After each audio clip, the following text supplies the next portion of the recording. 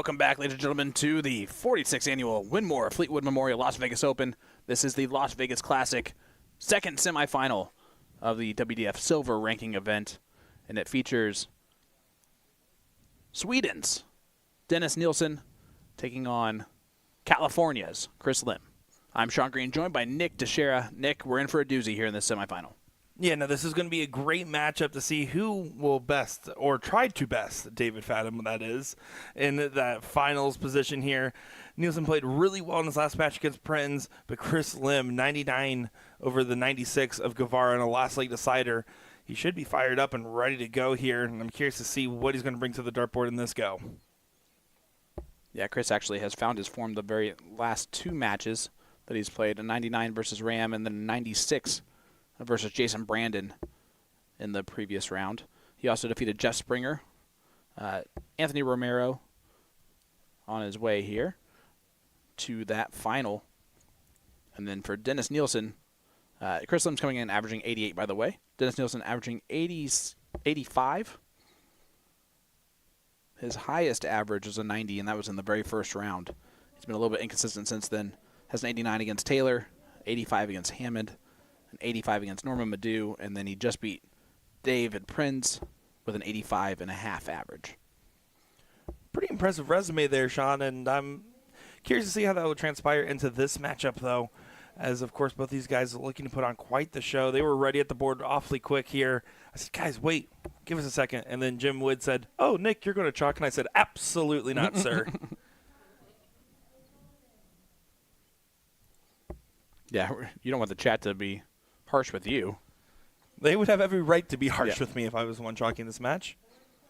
For those wondering why Dennis Nilsson looks so familiar, his career highlights include a semifinalist in the WDF World Championship in 2023. He's a five-time PDC World Cup of Darts appearance, including in 2023 he played with Lusix, and they had like a good run, the two of them, for Sweden. A very tough dart player on the board and knows that he has a good chance of taking a claim here, but knows the Lim name is one that you don't mess with lightly. No, of course not. As Chris on 154 after 12. Just trying to set up here. He really buries the dart into the board there. I do love his jersey, by the way. The baseball style.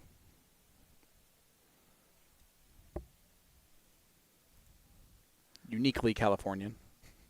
Well, now Dennis looking to try to set up well himself, but only a 60 on the turn. 136, definitely not the range he wanted to find himself in. Still on for the shot here. Is going tops for Chris Lim. Not striking lightning early. No, but will lightning return? Nielsen, dart nickname Strongman because he used to compete in strongman competition, so he's not someone you want to mess with. Needs another treble there. Would have left a shot at double-8. So Lim will be back with tops and a chance to hold his throw here in leg number 1 of our second semifinal. He's already found the double 21s. You would imagine he would find it again. He does. Yeah, right on that bottom wire. 1-0 scoreline in favor of the American. Dennis has such a long dart setup there. You can see really makes a javelin out of those things there. And a trend that we're kind of seeing more and more is the long dart setup from multiple top professionals. Yeah, you will never see that from me. Just does not work with any part of the feel of my game. Well, we probably wouldn't see you playing on many main stages anyways. Yeah, absolutely correct. Good cover shot from Chris. Off and rolling here in the second semifinal. Recap. David Fathom is waiting in the final for the winner of this one. Defeated Ethan DeVera in the semifinals 4-2. And that's a 180 from Dennis Nilsson. The first of the match. Yeah, first strike in the high scoring department here. First of many you would presume between these two. Chris not really doing much to combat it here as heavily favored to hold throw Dennis is. Yeah, first to 4. Chris has been around this game for an extremely long time, so he's not worried about Dennis holding his throw here. He knows that if he just holds his throw the entire time, he'll be just fine. As Mrs. Lim joins us in the chat, rooting for her husband. Again, Chris buries those darts into the board there. Is he using conversions, I presume? Is that the case? For Chris? Yeah, just because of how much they sink in there. He is using conversion dips. It's a good call. Not uncommon to travel to events using conversions. Jim Long, who never played soft tip, used conversions. Yes, due to the travel expectations of that. For Chris, it might also just be the fact that he plays a lot of soft tip now. And is traveling to this tournament, just wants to perform well, so he's not going to try and change his setup at all.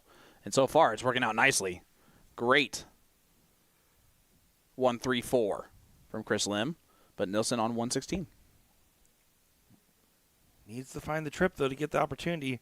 And even though he was well in front early on this leg, now has a chance, Chris does, to attack.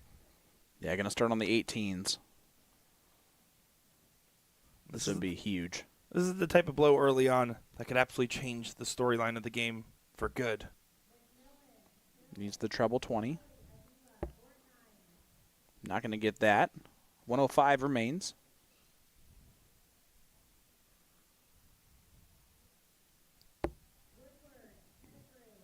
If he returns, he'll have a pretty decent 2-dart setup, but Nilsson, double 8.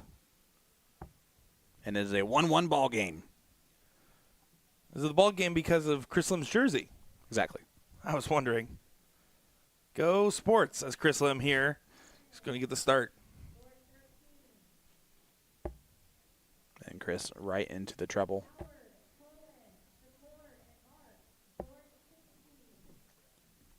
Give a huge shout out once again to the Las Vegas Open tournament directors. Have ran a fantastic event this weekend.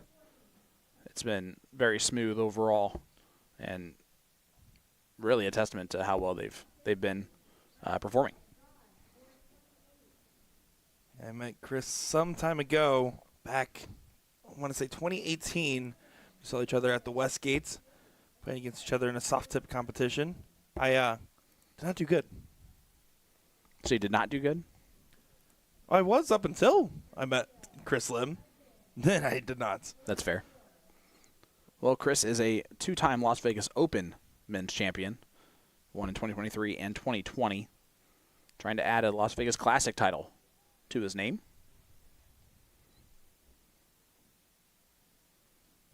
It's a nice title to add to the resume where really the way we judge players, especially here in the States now, the bar's risen significantly in the last 5-10 years. So what we would expect to see, like occasional win here, occasional competition here, and a couple people just dominating too. Nope, if you want to be one of the best, you have to win these titles, do these things. Las Vegas Classic absolutely on one of those must-haves on your list, especially on the steel side of the game. Yeah, first of all, you're in Las Vegas. Then second of all, it's an absolutely high-quality room and tournament. And there's nothing wrong with going to Las Vegas in January. Personally prefer over the summer, as it can get pretty hot out here. It has not been this lovely weekend. And a great way to start off the year for many of these players. Looking forward to having a big 2025. Nielsen there, only down to 160. One challenge Limster a little bit more as he was starting to pull ahead. Chris looking to collect here. Yeah, Chris still out in front, but needs another treble would cement that. So just slight advantage here for Lim. But the 160 we've seen go this weekend. By Asia Jalbert earlier on against Rianne O'Sullivan. It's not going to go here. Now just trying to play the setup game, and I think he does that beautifully. Oh, not as quite. Not quite as much as he was looking for. Lim, the 106, needs one treble to leave a look. Not that treble. And will not leave a look. Going to be a bogey there. Going to go down to the 17s. And Dennis will have an opportunity to break here. Much more doable. Needs to do it at some point. Would love to do it right now. Going tops. Another one of those. Thrown into the left side of the dart. Ooh. Over top. You can see he moved along the Aki there. Tried to play advantage, but just let it go a little bit too floaty there. Floaty is the official term. Chris Lim, 66 left. Might only be one dart at the double. Should be. 16 for tops.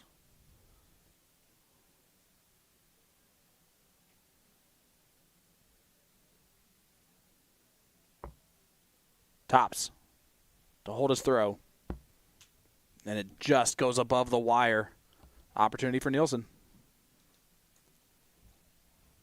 Another opportunity in this leg to break. This one looking better than ever as he does get it done in one. 2-1 lead, and we'll have the darts in the next one. Confirming there with the chalker, Jim Woodmayer.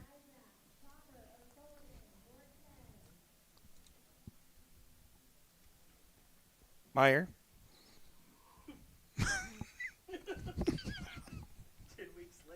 It was fine until you tried to correct yourself. Oh. Oh, the 10-second break in that was fantastic, by the way. Only 60 start for Nielsen. Lim now has to break back at some point. Has lost his throw.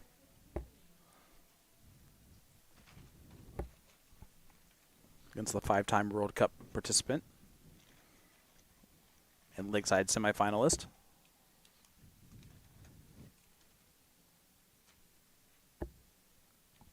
The winner earns themselves a date at the World Masters.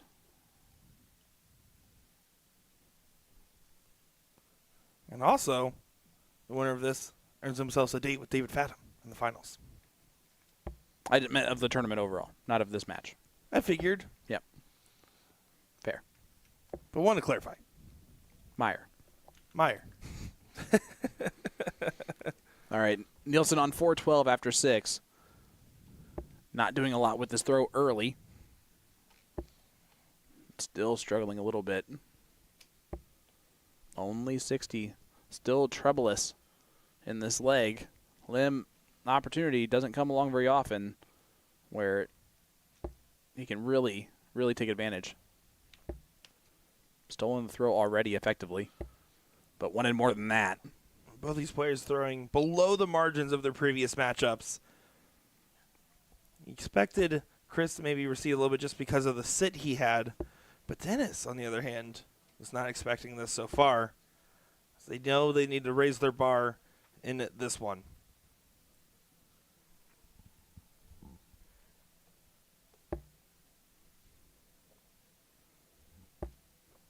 Yeah, of course, Chris Lim's. That's a 180 from Chris Lim. As Chris Lim's father, of course, was Lakeside finalist this year at the age of 70. The legend, Paul Lim. And if I was Paul talking to Chris, I'd say, "What's your excuse, Chris?" He said, "I'm 70. What'd you expect?" when he was talking about his finals performance? Yes, he did. But I love how Chris, he is the type of person to be like, what happened? 95 left, treble 19. Would have left a look at double 19. 76, going to go back up. Nielsen not on a finish. Yeah, looking to break right back here and make this, again, back on throw.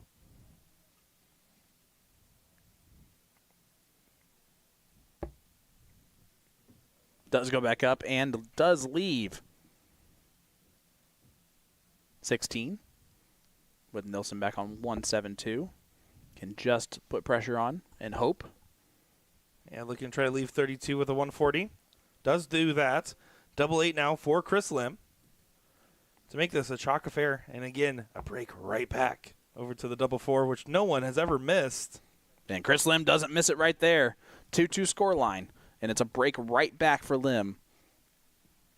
That is a heck of a response after the break and throw from Nielsen. And again, both these guys dipped below where the standard you would expect to find them at is, and they're going to raise it up now from this point on. And if they don't, they know that they're going to be going down to the casino. 140 start from Lim. Yeah, what a terrible terrible consolation prize. It is if you have gambling luck like I do, my friend. I once tried to gamble Will Stewart $100 in a dart match.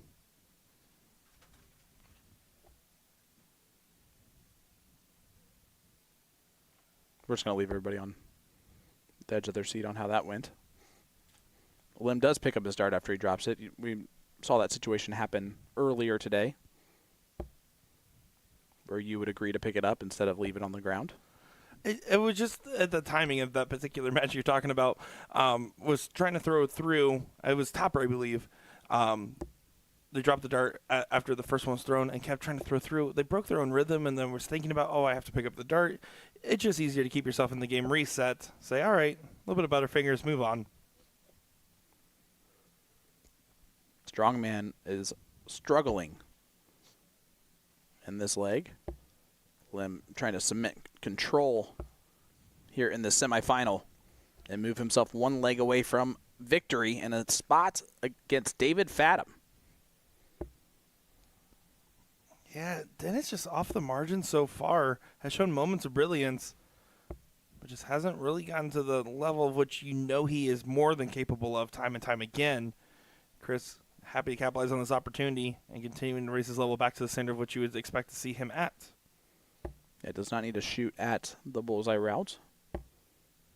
That's not why he hit the 555. It just didn't need to do that. But again, no immediate pressure. Would need perfection here from Dennis. Yeah, and that's not going to happen. So Lim 111 and has 6 darts to take that 3-2 lead. We like to do it in 3, though. It's way cooler when you do it in 3. And he's going to have an opportunity to do it in 3 double top. Does do it in 3. Yeah, 15 darter there from Lim with the throw. Beautifully done. He's finding himself in a great position in this matchup. We'll have the darts if a last leg decider comes to it here and has the opportunity to prevent it from going that far.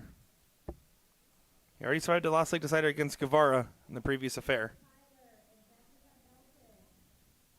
Yeah, Nielsen does his job. Starting off with a 140. The must-hold of throw. Trying to get us to a last leg decider.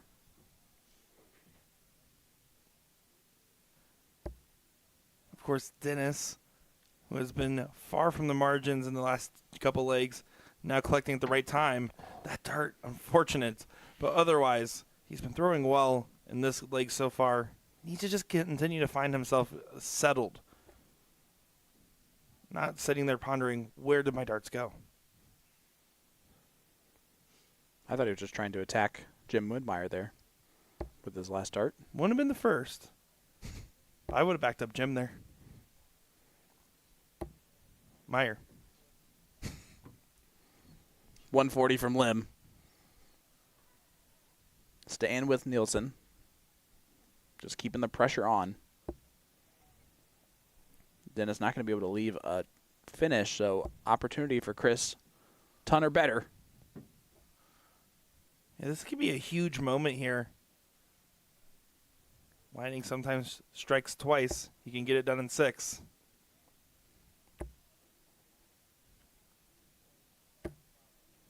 Does find the last Beautiful. treble to leave a finish. Not as good as he would have liked, but it is a checkout nonetheless. Yeah, that was still a gorgeous last start there.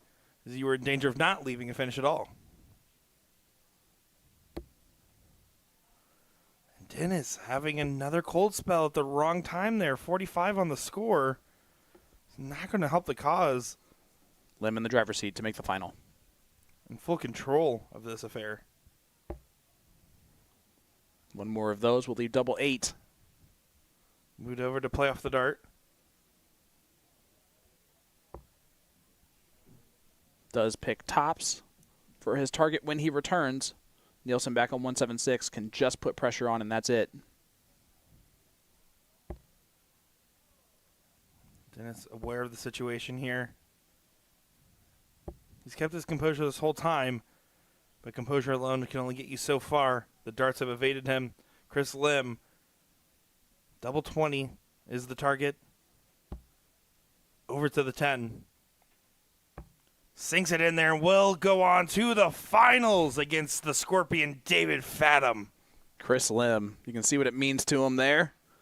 Great darts from Lim.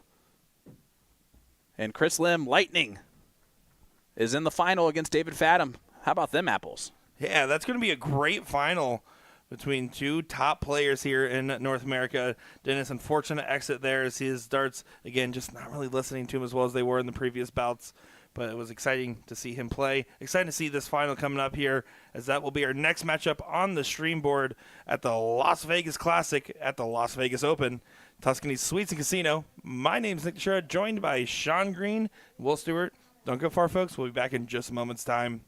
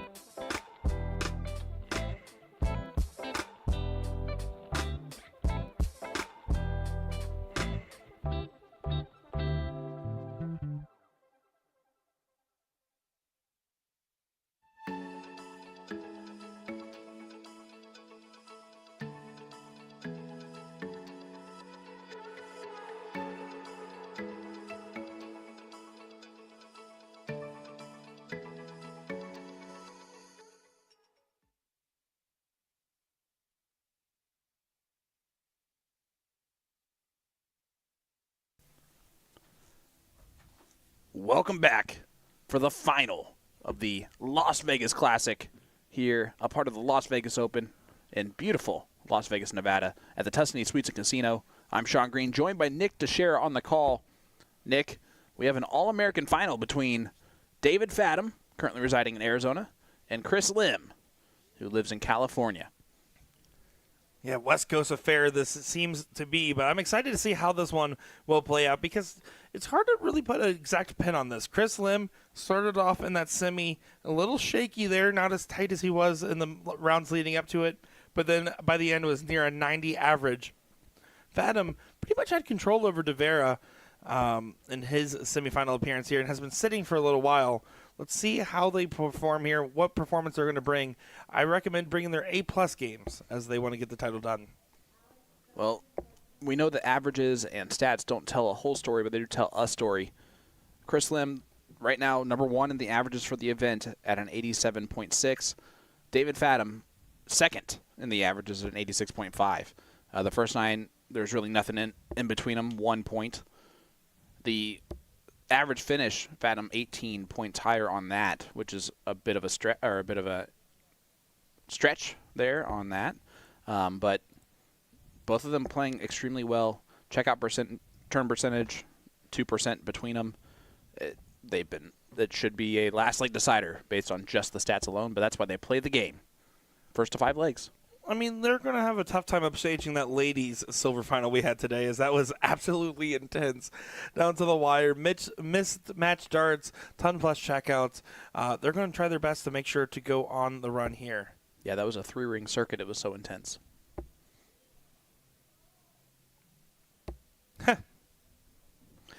As we get the tail of the tape from David Fathom, round 1 defeated Smith with an 87 average. Harrison in round 2 an 84. Shoemaker in round 3 with a 71, so a bit of a dip there. 89 against Tony Martin. Alex Spellman he defeated with a 92 average. Bruce Robbins with a 90 average. James Beaton, the 21-year-old, with an 87. And then Ethan DeVira, the 20-year-old, with an 85 average in the semi to get to this point. Look at this. Fathom does check it out. 157 to get things going here. A hold a throw in style. And fun fact, that same year in 2018 where I met Chris, I then went on to meet David Fathom and lost 5-0. Yep. Pops is in the chat letting you know that. Reminding me of that. Yep. And that's why you're sitting back here with us instead of out there on that stage. You lost to both of them in the past. I would have too. I just never have. So then by that logic, I'm as good as Nilsson and De Vera. Exactly. But they're not back here. Chris Lim's tail of the tape to this point.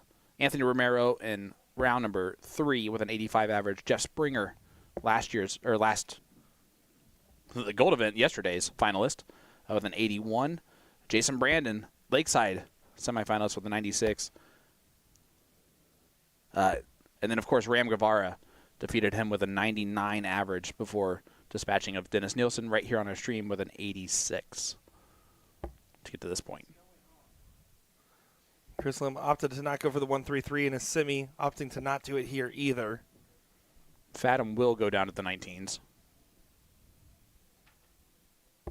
No, he won't. Well, I don't know what's going on here anymore. Something is happening here. And I'm not sure what it is. Yeah, going to be a little bit of a questionable decision-making on both of those shots there for these players. Inconsequential as neither one of them has collected on a big follow-up.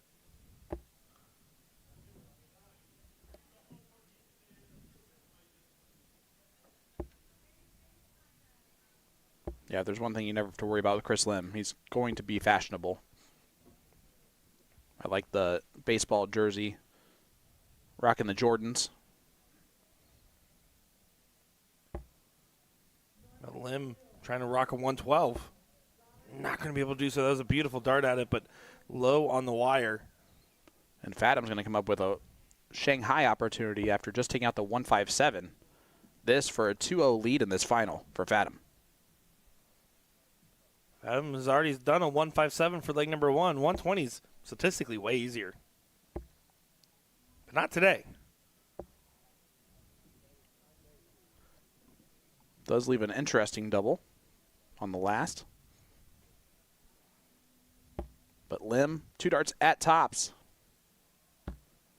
1 dart at double 10 to hold his throw. And he drags it way inside. Miles inside for him. David Fathom, a huge opportunity. Yeah, leaving the Mincer special, double 14. Doesn't get it there, so now has to shoot the double 7. You have to play it aggressive with Lim on 10. Can't be afraid of it. You have to attack, attack, attack. Floated it away. Not happy with that. You can see him talking to himself. About as far off as Lim's shot at the double 10. So nervy early here in this final. But there you see Chris Lim does go ahead and bink it in there for a 1-1 matchup here. David Fathom going to get things going in the next leg. Not going to waste any time looking for a redemption shot. And sometimes you'll see that. You'll see players struggle on some doubles and immediately take it out by nailing some triples.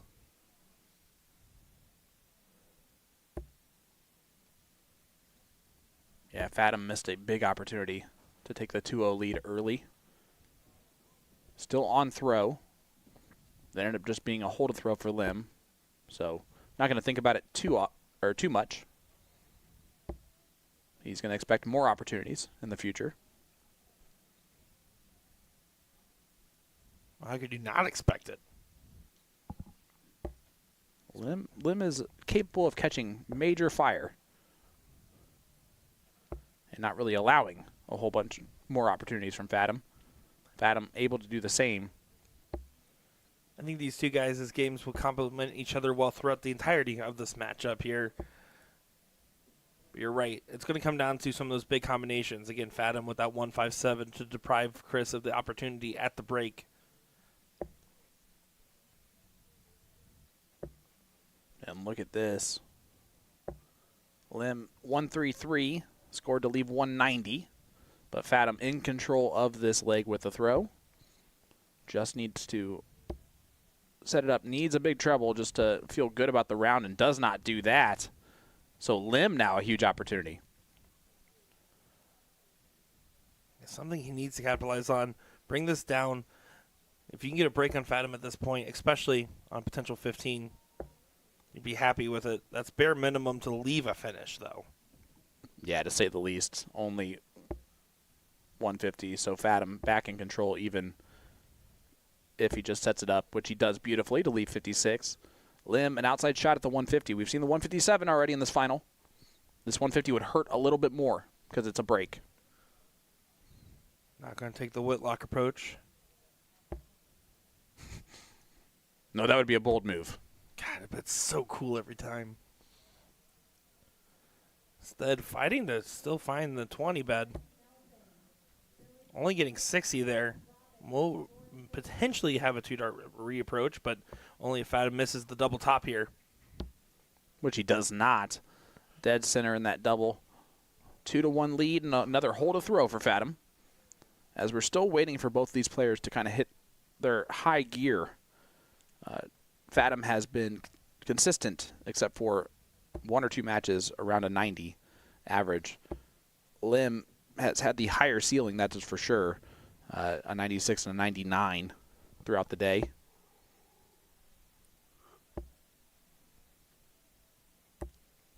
But the consistent B-plus game from Fathom has been enough to get to this point. Well, and typically the consistency is what shows in the final more so than the highest ceiling. Highest ceiling in the final is the hardest time to throw that game. The first round and the last round. Any round in between, you can throw exceptional, and it might not get you any trophies or prizes. Amen.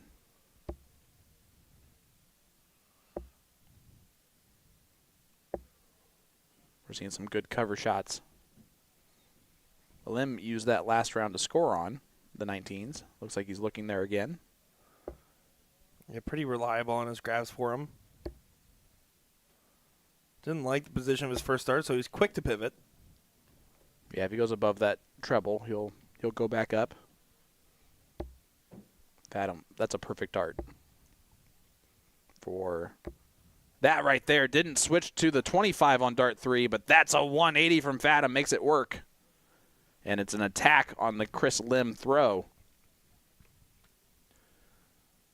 A beautiful play there from Fathom. Lim now needs to collect something special. Can't stay on the 20. Yeah. Oh, no.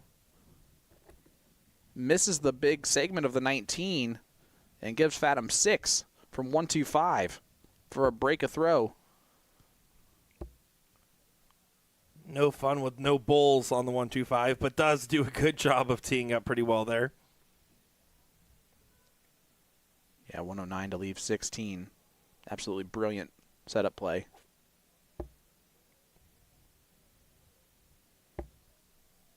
Fathom missed 3 straight at a double in the last leg. So if you're Lim, you just got to try to put as much pressure as possible on this. You can't give up on any of these moments.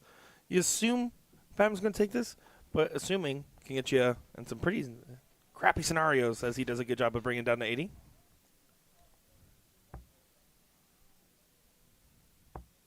But it does go in on dart 2 for Dave Fathom. Now up 3-1.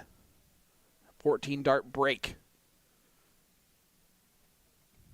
And Chris Lim now finds himself 2 breaks down, essentially, in this final.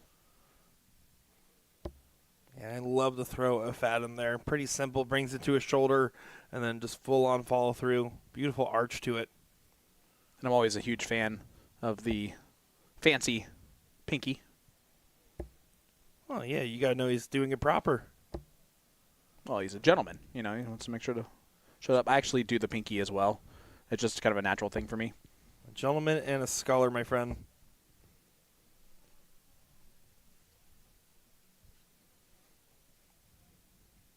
I know I mentioned this earlier, but I do like his jersey designs.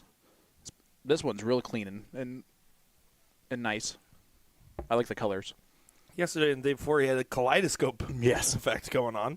Real bright. I thought he was representing Arizona's flag yesterday. Let's put it that way. Still nailing the 20 bed Fathom does as he finds another 140 in this matchup. Definitely playing to that 90 average he called for. Fathom trying to get back into the winner's circle in the WDF. The last WDF ranking title he had was in 2021 at the Oregon Open. He's also won the Greater Vancouver Open in 2018, and he's a 2-time Camilla Classic champion in 2007 and 2008. And Fathom, one of these top-level players kind of fishing for a title that they haven't had in a little while. I mean, they've won a couple of other side events at like Seacoast and whatnot, but they're fishing for something big, and getting a silver event to start off your year is going to be a great way to do so. Well, he's trying to get himself one leg away from doing exactly that. 76 in his way, double 8. And he does not get it. Outside shot at the 160. Can we see the Asia Jalbert? Oh, does she get to claim the whole shot? Well, for this weekend, yeah, so far. Yeah, I can't argue with that. I just love that the largest checkout we've seen of the weekend has been done by a 20-year-old 4-time youth champion and now 1-time ADO national champion. Speaking of which, Chris Lim is the ADO 501 national champion in 2016. But, yeah, double trouble. He's frustrated there. I mean, he has every right to be. Missing multiple darts now to get himself at match point. And look at this. Chris Lim looking to punish. And Lightning he does. strikes twice on the double 20. Tops for Lim. And breaks right back. A lot of missed doubles there for Fathom. And that's something where mindset-wise can really, really mess with you. Well, especially if Chris holds his throw here, right? Because then you're thinking, man, I really had an opportunity to be 4-1 up. Instead, now I'm 3-3. Can't get that far ahead of yourself here. You got to take it every 3 at a time. But big moments. And the one thing from David Fathom is that he has been preaching for a very long time now about the mental mindset of the game, staying calm and collected, the do more, be more mentality. So practicing what he preaches by starting off with a steady ton after the mistakes he made on doubles in that last leg. I mean, it gets frustrating, right? When you're fighting your own demons on the dartboard, as he does find a 180 there. It can be hard because that's all you think about sometimes. You think about how frustrating the moments can be. That sometimes you forget there's a certain level of high praise that you should be giving yourself when you make something like a final and you do the runs that you do and you inspire as many people as you do. I mean, a lot of people tune in to watch his rapid fire questions, watch his tournament reports, and everything else. Well, right now, Lim in trouble on his own throw. Fathom attacking hard. Serious resolve from Fathom right now. Yeah, utilizing the bowl to leave a one treble needed combination, just in case Chris throws in a max or even a 140.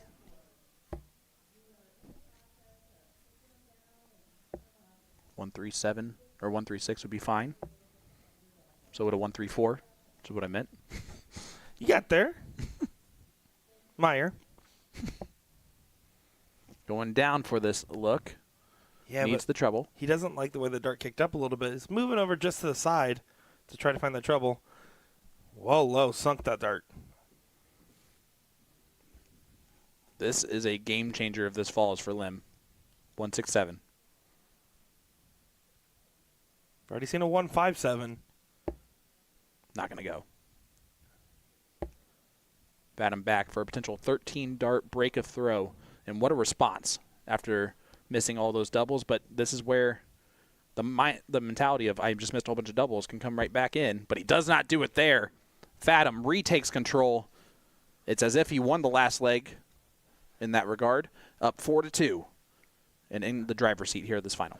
Exactly, Sean. I mean, we talk about how detrimental it is to potentially lose your position just because of all those missed doubles. Well, if you're going to break right back, then you're exactly right. You think, okay, I'm good. Life's good. Darts is good. I'm having fun. And again, just an absolutely fantastic response from Fathom. Lim back against the wall, needs to win 3 on the trot if he wants to be the Las Vegas Classic champion, starting off with a 140.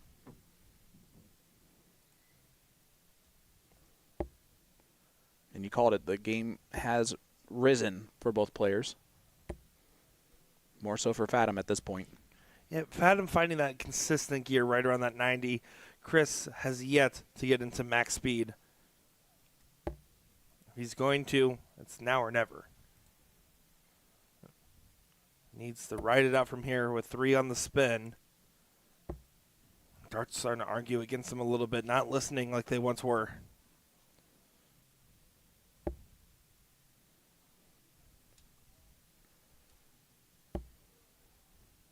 You see the head shake from Fathom there. Yeah, he's not happy because that second dart flew real high into the single 20. With how focused and really in it both the gentlemen are, they're going to miss on wires most likely at this point if they're missing trebles. 93 scored there from Lim. Good last. Yeah, solid scoring visit there. Should be able to set up well. And Fathom not going to be on a finish. So this is your opportunity. If you're playing for the break, you're going to try to get done in 6 here. Of course he's going to try. But he's going to try to do it really hard. He's going to throw in 110% instead of 100. I get you. That's step 1. Get to a finish. Fathom now going to try to set himself up the same. Although 1-2-2 admittedly better than the 1-2-3.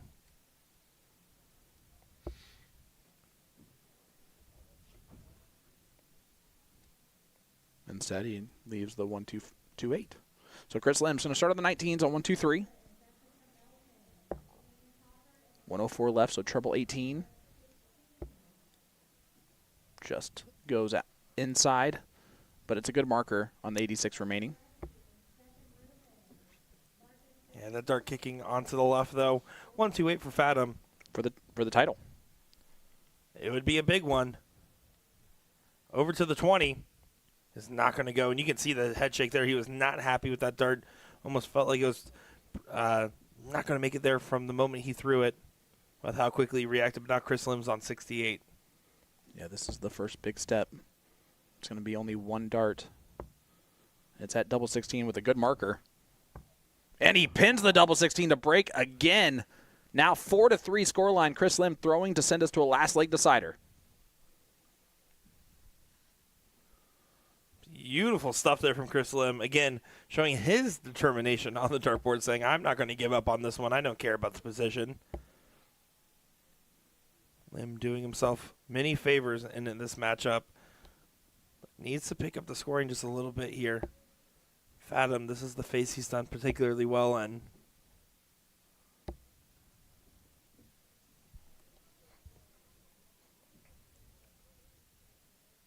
There's been 3 breaks of throw in a row. Lim needs to end that here if he wants to send this to a last league decider. This is a good way to do so, is by finding that treble 20, going down for the cover once again. Another 99.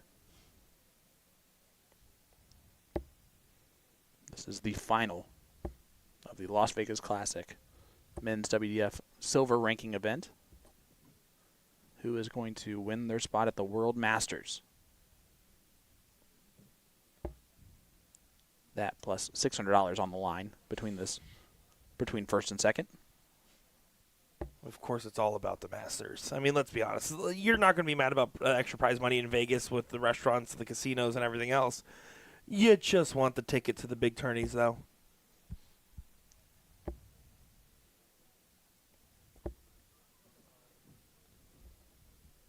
Lim still in control of this leg, sitting on 218 after 9. It's not been his greatest performance of the day, but if he can get it to a last leg decider where anything can happen, he'll be extremely thrilled to be in that position. 137, not quite as low as you'd like, but a finish after 12. Adam having some struggles there. Does actually get that last start in there. My mistake. 137, now the look for Chris Lim, though, to take us the distance. Will not do so. Fathom will have an opportunity here. 80 if Lim returns. Not as good of a setup play as he probably would have liked anyway. But Fathom looking for it. Not going to be able to get it now. And doesn't pressure as much as he wanted either. Lim's love tops so far. Yeah, I don't see him going tops here. Another single. To send us to a last league decider. Tops. And he pins it to send us to a last league decider. We're going the distance. Look how quick Fathom wants to get to the Aki there. He's chomping at the bit to get this leg going, but he has to be careful. Yeah, great fist bump between both players before they get going. Would have preferred him just to slow his pace a little bit. Lim looks collected. Again, not really raising his average at all, but he's just been good at finding the right moments to get those shots in, finding these 99s on his opening consistently as well. We did say that to best of the ladies, they need to go to a last leg decider and some mismatched darts. That's exactly where they are here. Lim now effectively already in control. A couple trebles will cement that. Bit awkward, he's going to switch down. Good cover shots again from Chris Lim. Big 1-3-3. No, 96. I apologize. Lim at one point was down 1-3, and then Fathom continued to bring it on up. Kept battling back and forth. Lim just hung on tight. And I say hung on tight because, again, he was not playing his best performance of the day. And right now he's looking to put on his best leg of the final. Trying to leave the big fish. It does leave the big fish. What a way to win the title this would be. And all Fathom can do is put some pressure on, which he did with a 140. Lim has 6 darts from 170 if he needs them. Against the throw, that's exactly where you hope to be. Only gets 80, so leaves 90 for his return. Fathom can leave himself way nicer in position here. Broke his own rhythm as he dropped one of the darts there. Just going to have to reset. And doesn't capitalize after our first big dart there, much like Chris in the previous. It's enough pressure, though. Chris needs to go the 20 route. That's in. Double 15 for the title. That's on the wire. And Chris Lim is the champion of the men's Las Vegas Classic in 2025. And look, Chris Lim giving a little bit of a celebration after as he fought hard. Had to get 3 off the spin there to get to this position. 4-2 deficit, excuse me. Came all the way back. Fought well, played well. Good darts from Chris Lim, and David Fathom having a little bit of a heartbreaker towards the end. Yes, yeah, absolutely. But congratulations to Chris Lim, your champion of the Las Vegas Classic. I'm excited for him. He doesn't play as much competitively, and so for him to come in here and get the job done after watching Pops make the final at Lakeside a month ago. Yeah, great to see, and you can see the ADO president, Jim Wood-Meyer, coming up to hand him his trophy here. Great performance. Yeah, well done for Chris Lim. Ladies and gentlemen, do not go anywhere. We have more coverage coming, including the final of the ladies' doubles 501, and a lot more coverage than that from the men. So stay with us. Sean Green, Nick Teixeira, Will Stewart will be back with more from the Las Vegas Open right after this.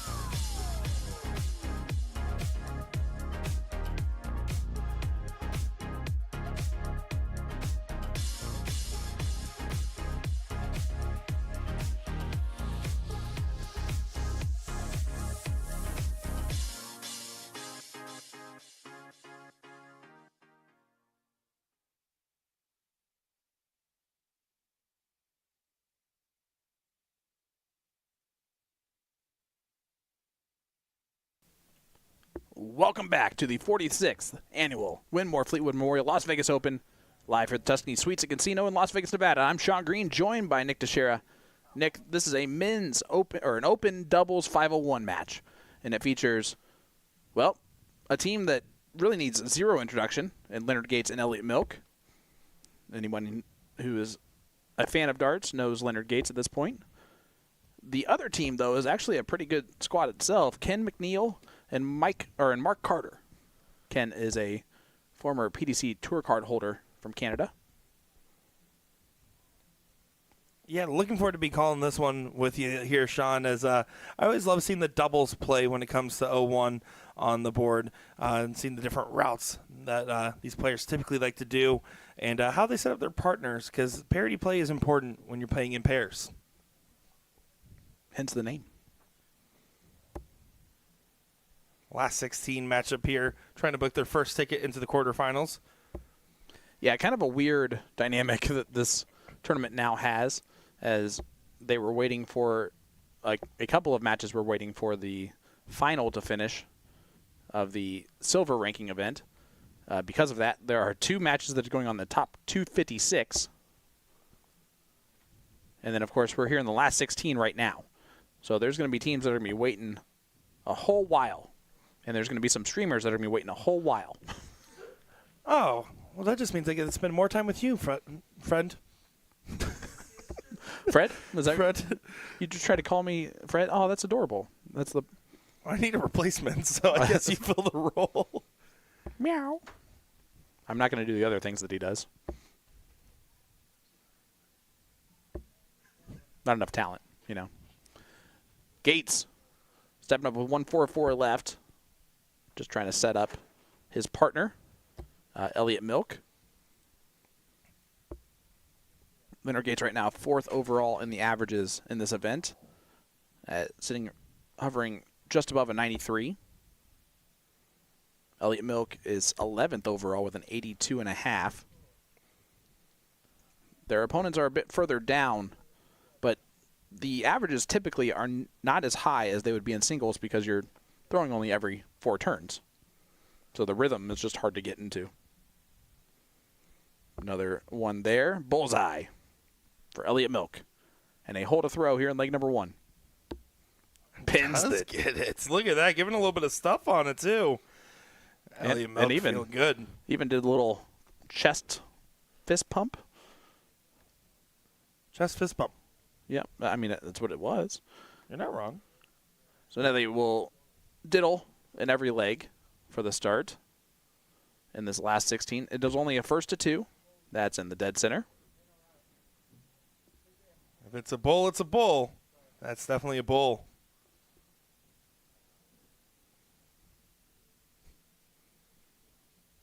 Maybe next year we can have all the players exit towards the chalker on the stage. We're going to have to do the good old-fashioned get the gaffer tape and make a little arrow. We've done that one in the past a few times.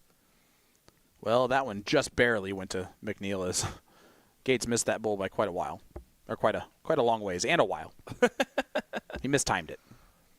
So McNeil getting us started here in leg number 2.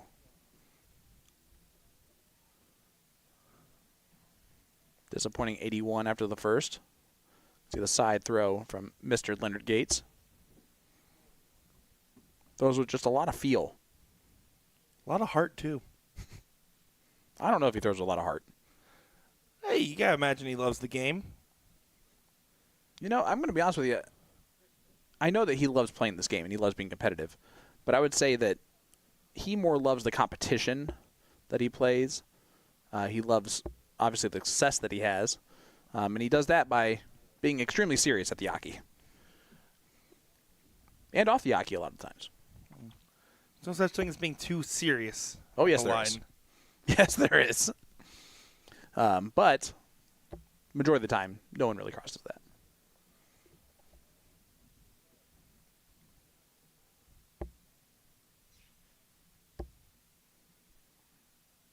The international team of McNeil and Carter in front in leg number 2.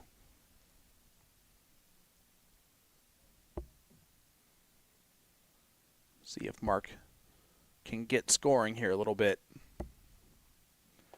Yeah, you can see total frustration, and it's going to be something that you have to get over pretty quickly in this format. Race to 2 is all it is. Not much separating. Elliott Milk only 58 scored. McNeil trying to keep the team out in front. Based on averages alone, Leonard should leave a finish for his partner.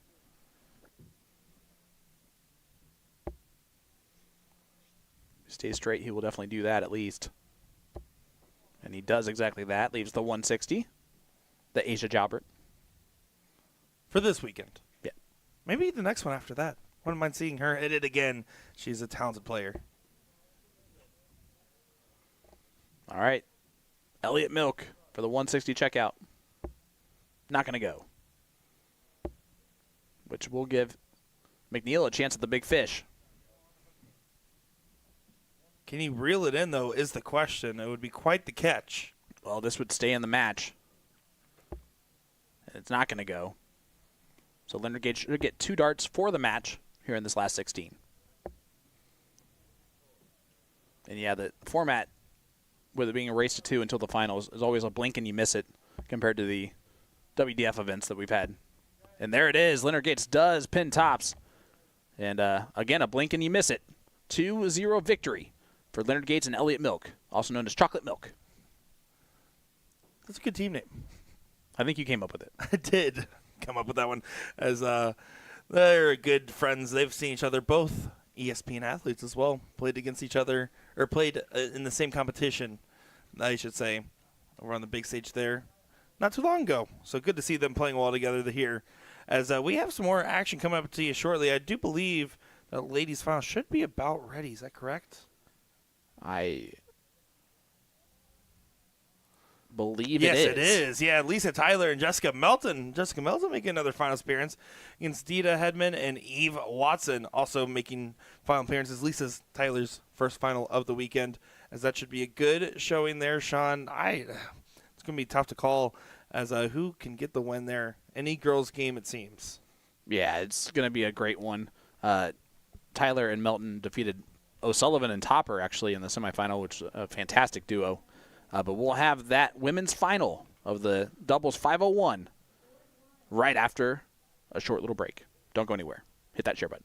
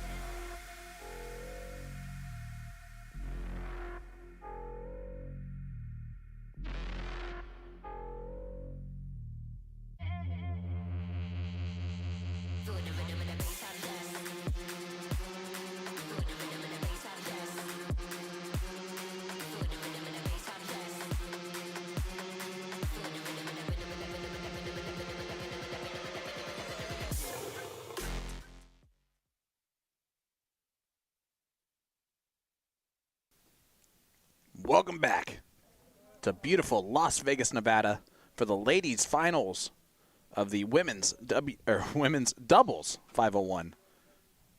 I'm Sean Green, joined by Nick Teixeira. Nick, I keep planning some fantastic openings, and they always fall flat. I didn't have that effect on my commentary partners, as I'm excited to see how the ladies will play in pairs as well. We will get a peek at the finals. Lisa Tyler making her first finals board appearance. Otherwise, we've seen these ladies up on the main stage here at some point or another. Yeah, her partner is Jessica Melton, who you see right there. Jessica had a fantastic run yesterday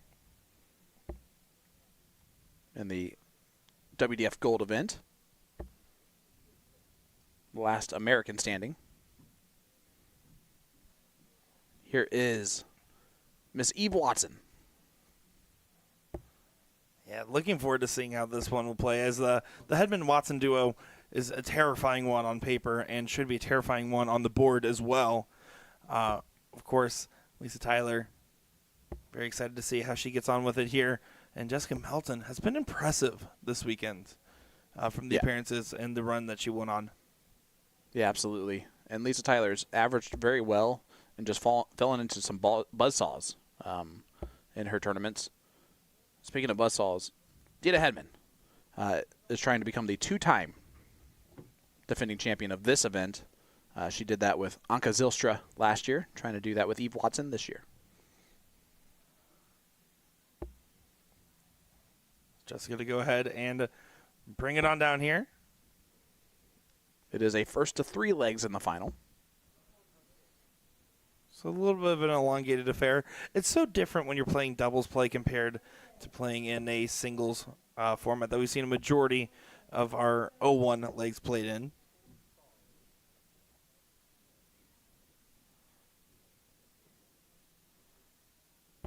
As opposed to the WDF events themselves are a longer format.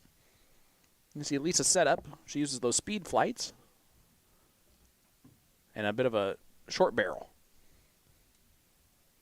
So her throw is probably a pretty zippy one. Yeah, very fast point from it getting to A to B. Hedman unable to grab the bull on the last to set up the partner well. So instead, Jessica will have the chance to leave Tyler a finish. So important to make sure your partner has good opportunities at the board. It's not about what you prefer. It's about what your partner prefers every time you step up to the hockey, unless you're going for the game winner yourself. Yeah, last start only gets 70. So not as the setup play that would have liked, but Watson unable to do a whole lot there. Hedman and Watson have been waiting a very long time to get to this match. Hedman was down at the very far end board, just throwing by herself, just to stay loose. We'll see if that has any effect on the speed that they get to the level that they're used to. That's another one in there. Beautiful first start on this attempt. Oh. That one got away just a little bit, though. And does correct on the last. Still a great collect overall. 92 on the score. Does leave 40. 97 here will be the shot for Melton. Jessica Melton.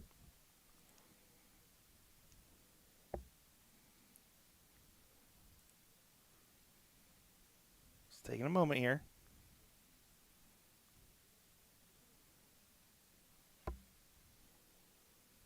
A reminder to get to this point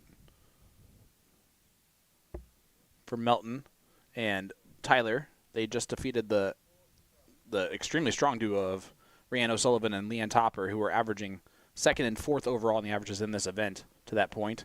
Eve Watson gets that one. Just a very strange moment there as Jessica does bust the 97. Mm-hmm. Did not matter at the end of the day, but can't help the confidence. And you see Tyler's actually doing the diddling, but Melton's been starting, which is interesting. Hedman does get that, so she and Watson will start off leg number 2. Already up 1-0. Yeah, you can see the classic American duo of Hedman and Watson, at least according to Dark Connect today. As the flag's a little glitchy on that one. That's actually hilarious. I didn't notice that until right now. Someone in chat just got there before I noticed. I was like, wait a second, that's a very interesting observation. It's an All-American final. We got one. When you've been here for more than 2 days, you automatically get put into the American flag category. That's how we capture you. Look at this start from Melton. Big 140 opening. Good correction after the bust on the 97. They're clearly not paying any mind to the last leg. Love to see it. And she is all smiles with the partner. Yeah, sometimes that helps the most, is just to have a partner that you flow really well with, that you can laugh with at times. That's why you and I should play together one of these times, Sean. I said laugh with, not cry with.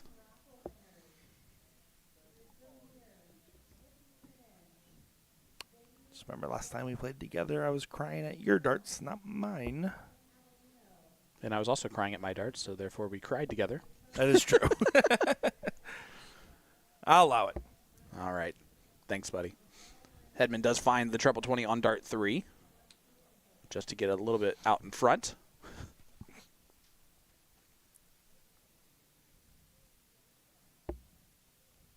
Leg number 2 of the final of the women's double 501. Great 140 again from Melton. She's finding a heater right now on the dartboard. She's gone back to back on the 140s. You looked at me as if I was supposed to know the song. You knew it was a song. Because you sung it. Well, you're welcome. We do have a couple quarterfinals set for the men, and then a couple that are going to be miles away. Daryl Chasen and Al Traub taking on Norman Madu and Michael Esquibble. And then Darren Phillips, Alex Chubb taking on Leonard Gates, Elliot Milk. The other quarterfinal. Then, again, the other two are miles to go before they to get to that moment. Those ones are still very blank. Jessica, 140, 140. 157 now on the approach. Potential 15-dart leg. Starts with the 19s. I would have figured she would have started 20s considering how well she's been hitting them. Just get the first one out of the way. And the setup play, not what she was looking to do. So the 110 for Watson for a 2-0 lead in this final. Still go. Not anymore. Yeah, a little bit haywire on that dart. 72 left. Lisa Tyler, 103. Could still go. 88 remaining.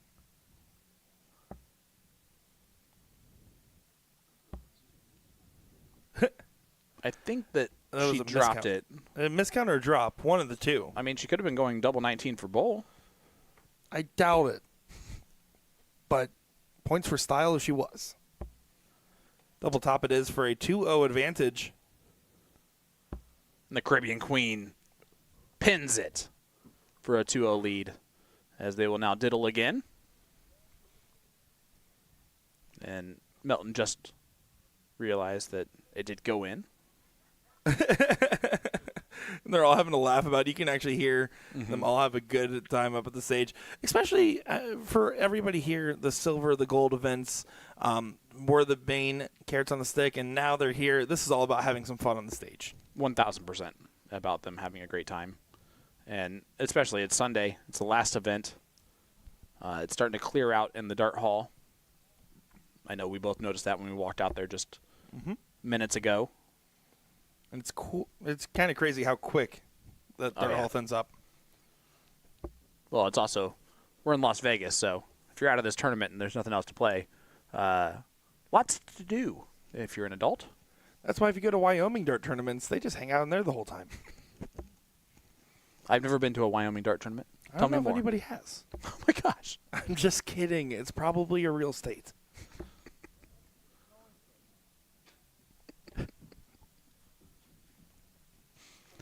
Well, now our 5 Wyoming viewers are not going to watch anymore. We had them? I'm sorry. I don't know what's going on.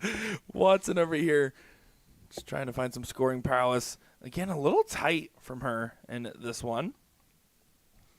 So this is something that never needs to be said out loud, but I'm going to say it anyway. Eve Watson, the last name Watson, local in Indy, there used to be a store that sells hot tubs called Watson's. And the commercial always ended with, like, that's Watson's. Da-doom. And so every time I hear the last name, I immediately think of that little jingle. Just, again, no reason for me to say that out loud other than just letting you know my mind. You're welcome. Back to the match. Jessica Melton approaching with 3:26 to get brought on down. That was a good story. I'm sorry. I liked it. At least one person did. Just not from Wyoming. Only 45 scored from Melton.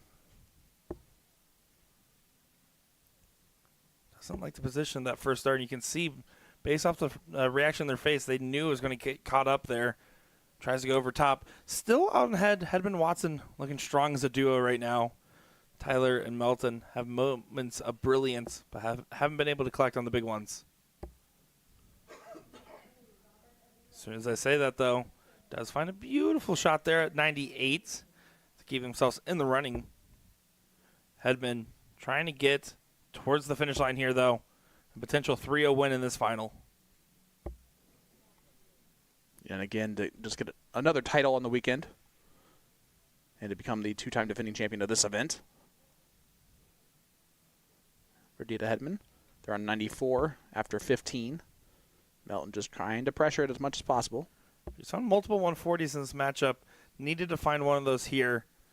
Instead, in finding herself in some danger, only 45 on the score. Eve Watson looking for 94. Now 90, now 86. Each time you got to stay at that target level and missed all 3 of that target. Yeah, another frustrating turn. Usually when I score 9 points, I'm not happy about it. I don't know if I've ever scored 9 points and was happy about it. What about when you had 9 left? Even then, wasn't happy I left myself 9. Hedman, 85. 55 scored there, so 40 left, sorry. Excuse me, double 10. And it goes in for Dita Hedman. What happened with the math there? I don't know. When she threw one dart and you said 55 scored, I was blown away. That one.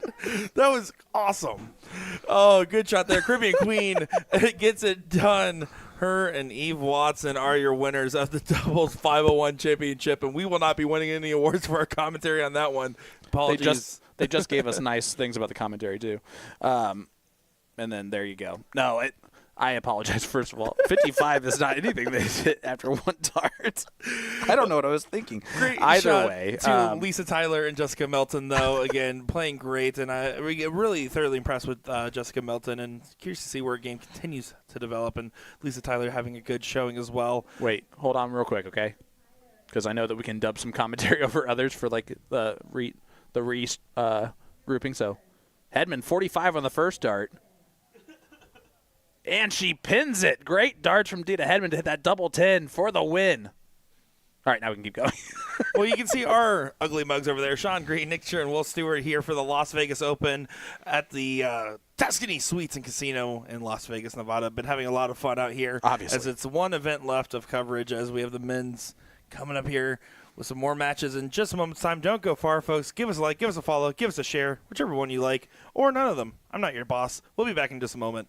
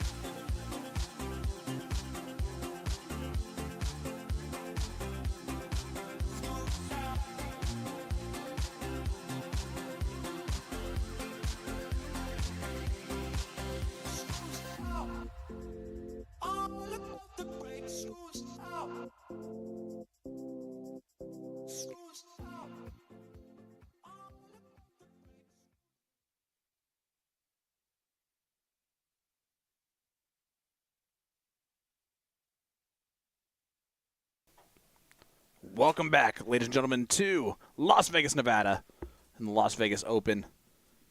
Here is Open Doubles 501.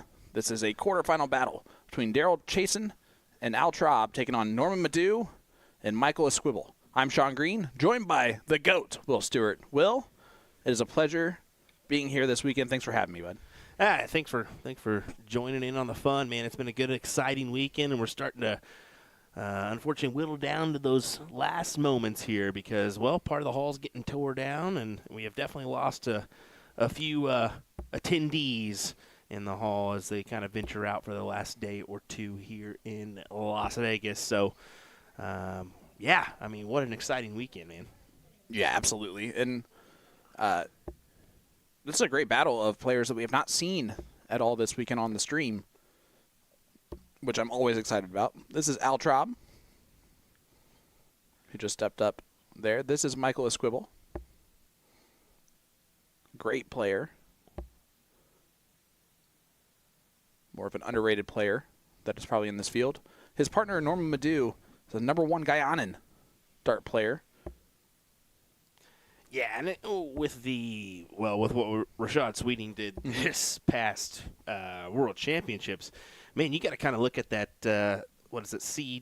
CDLDC? CDLDC. Yeah. Okay. Yeah, I had to kind of get that right. But yeah, with that Latin American tour, what could possibly happen down there, man? It's exciting because they certainly enjoy their darts.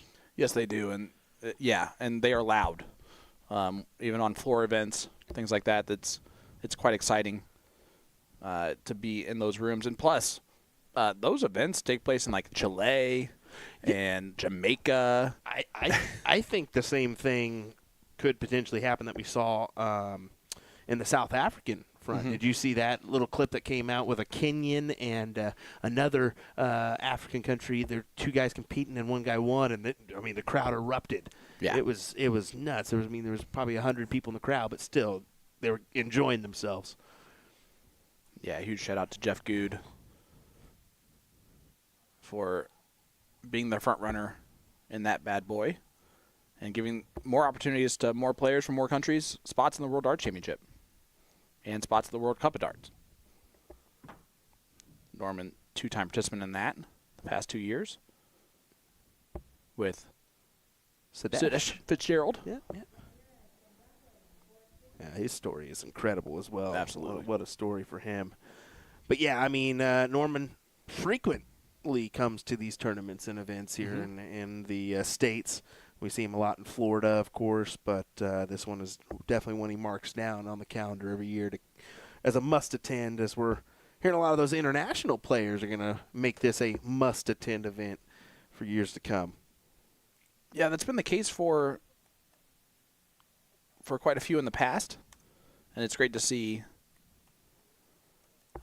more and more start to come out and play in this Las Vegas Open, and I think it's going to be even more than that. Double 8, just round the outside. Unfortunately, this 185 will not have a chance to go. Outside looking in, but you can take it on down as low as you can go.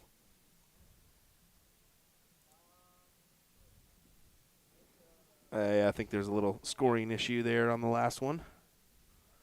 Interesting time to stop, though, in the middle of someone's throw. Well, because they accidentally marked it as a win of the leg.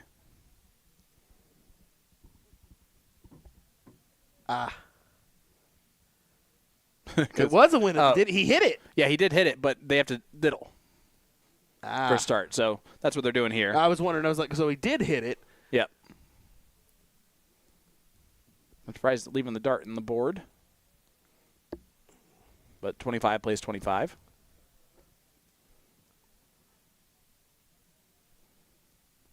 Yeah, that was an interesting one, huh? Yeah, it really was. You don't find yourself in those predicaments. But slim times you find that. Hey, at least they got it quickly, That's exactly right. I was like, why would they stop a mid-throw to fix the score? Well, that would be why. That would be a main reason for doing so. But as you can tell, quick format here, 2 out of 3. So that's why I think we're going to catch up but we're actually catching up fairly quick.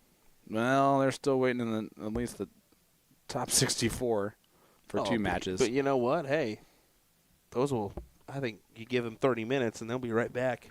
It is only a race to 2. Yeah, exactly. Yeah. Exactly. And that's what I'm thinking. I mean, honestly, it is 6 o'clock here local time. Give me an over-under. I'm thinking 8? 7:30, honestly. We could probably potentially get that done. 7:30 I thought was a more aggressive. Yeah, it's over-under. aggressive. It's aggressive for sure. I'm going to take slightly over. I like it. Now, granted, we still have to tear down and stuff, so we got a few hours after that, but hey, We can just be me if you just turn the W upside down for yourself. Yes, I can, Sean. I'll just be in this room by myself for a few more hours tonight. I just made that up, by the way. I hope you know that. Oh, man, that's great. Well, Norma Dew does attack it the right way, going on the 18s there. Did you say Norma Dew? Norman Madu. It was kind of interesting to see that in our WDF Silver Finals, I mean, with Fatim and Lim in the 300 range, not attacking the numbers that they should have. I don't even know if I'm guessing maybe they just didn't care. Maybe, I don't know. Yeah. How do you end up in the finals not doing that the whole day? Well, especially for those 2 players who we can always give excuses to players that we know play soft tip more often or things like that aren't in those positions more often than not. But those 2 gentlemen are, and so you would expect them to shoot the right shots. I mean, we saw earlier Fatim 305 goes treble 20, and then does not go to the 25 to be safe. He goes treble 20 again, does hit it, but again, a weird decision. Very much so, and I would love to hear some insight on those from those guys. But hey, it's for another time. Right now, though, Norman searching for a checkout op. He's got the 117, of course, but it's going to be prime real estate for his opponent, or for his teammate. My apologies. Yeah, and all Chasen and Traub can do is put some pressure on, and that's an unlucky bounce out, probably of the treble 19 because it bounced out. 77 for a squibble.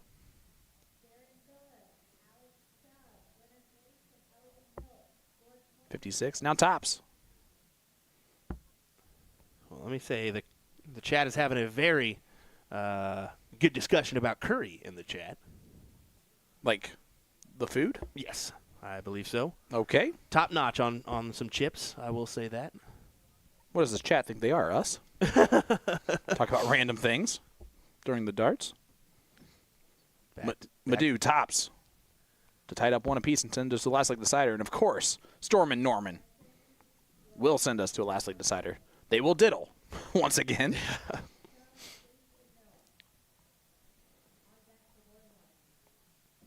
And I do like curry.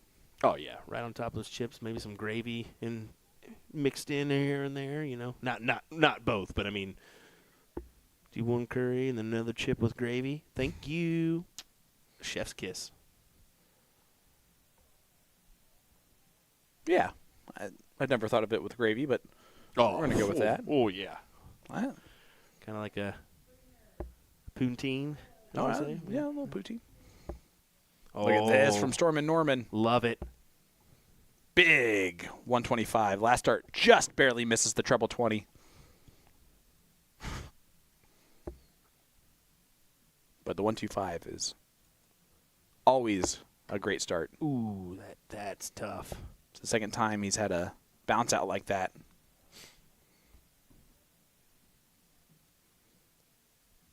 I don't even think the dart's getting to the board when he's doing it. Attacking that bottom side. Back up top.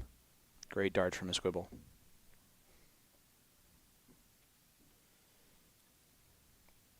A player that we know and I've heard of many times, but definitely more of an underrated player when he goes into the room. Certainly so. Storm and Norman, a part of the most viral video of all time. He definitely was. But his was more, he fist pumps hand hits for the 180. Like very, like. All right. I guess right. I'll do that. Yeah. Which is great. It's almost like he fist pumps the fall, which is even better. So it looks like next up we'll get Darren Phillips, Alex Chubb versus Leonard Gates, Elliott Milk. And our another quarterfinal matchup.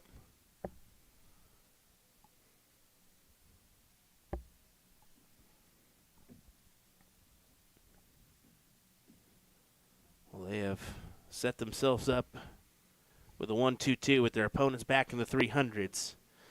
Safe to say they'll have a little time on their hands to capitalize and take this one out, especially with the 40 floor there. Yeah, and again, another dart on the floor. That's what 40 floor means. Yep. I thought it was weird they had an extra 4 points to their total, but then again, I thought treble 15 was 55 earlier, so.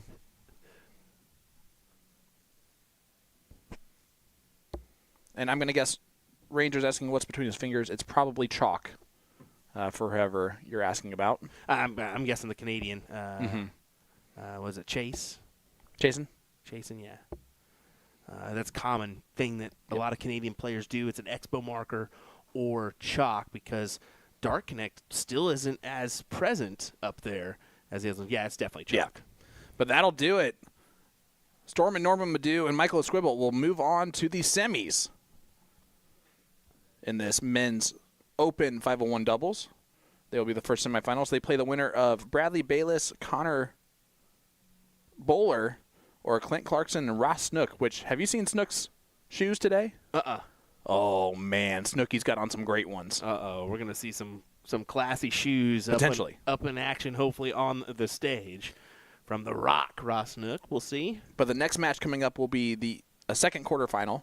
Darren Phillips and Alex Chubbs taking on Leonard Gates and Elliott Milk. So Chocolate Milk back up on our stream right after this. Don't go anywhere. Sean Green, Will Stewart live at the Las Vegas Open. Back right after this.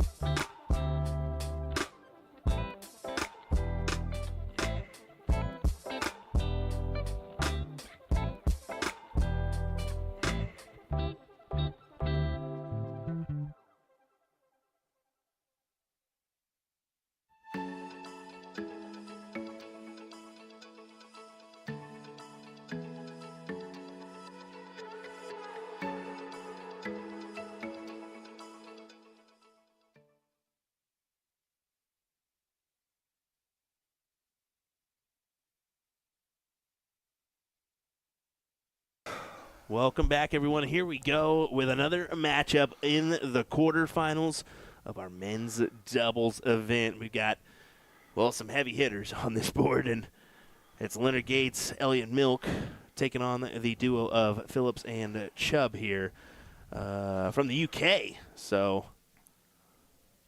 let's get underway. William Stewart, Nick DeShera here on the call. Thanks for joining us, folks. We appreciate it as we round out our coverage of the 2025 Las Vegas Open. Yeah, going to be looking forward to seeing how this one will transcend the dartboard and lead them to a semifinal appearance here. Looking forward to seeing the Gates and Milk duo again, as they were dominant last time we saw them around. I mean, yeah, we kind of said it before this weekend. I mean, or during the weekend, that teaming up with Milk last week, he was really playing some good stuff. His scoring was just unstoppable. Power scoring out the wazoo. So, yeah, it's no surprise to me that he had a good weekend this weekend and now having some success here with Leonard. Yeah, definitely been complementing each other's game pretty well so far. But Phillips and Chubb looking to put up a competition here. Still just a race to two, so you have to be careful with each and every attempt at the dartboard.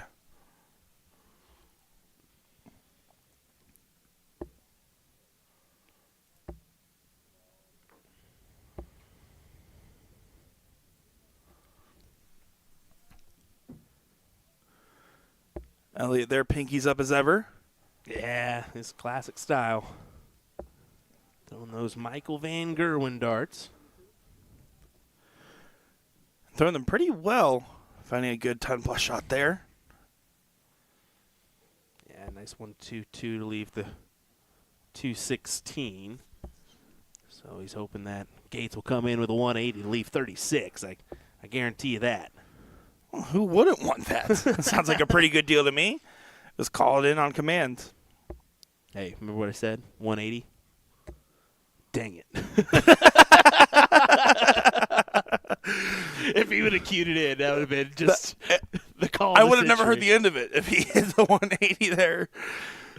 Dang it. That was a very real reaction from Will the Thrill right there. So 131 now is the approach.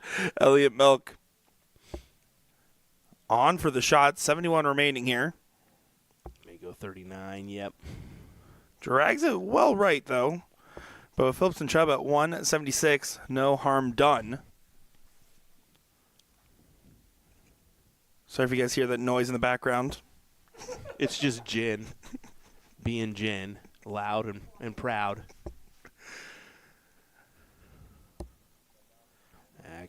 Good ton there, but 50 remaining for Gates. Go for it. Go for it. Go for it. Nah, we know he's going to go 10 for tops. He has to. You got to take it seriously with your opponents on 76. Oh, he gives a little bit of stuff on it, too. He definitely did. So time to bull up for leg number 2 here.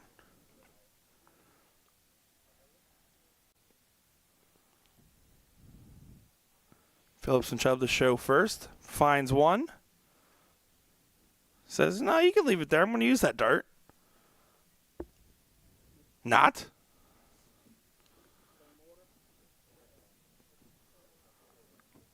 Here we go. On to leg number 2 here.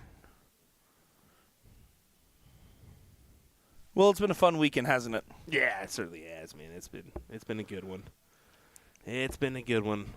It's always nice to see some friends and maybe some international friends that you don't get to see quite often. Maybe just once a year. And making new ones as well. Certainly. 180. No. Come on. Dang it. Oh, I have to say, you've been exceptional as a producer. Not as a commentator. I didn't say it. Not as a commentator. Finds a 140 in there. No, it's always fun to be calling games, especially with the fact that we just have to remember a couple of years ago we were just getting into the streaming space, and now we're seeing some of the best in the world play against each other right in front of our very eyes. It's an absolute honor to be calling the stuff we've been seeing and continue to see.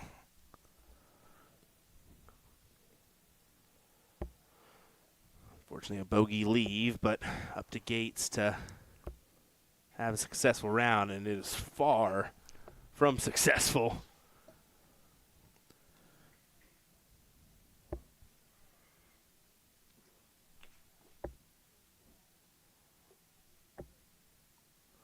Yeah, but not really punished too much there.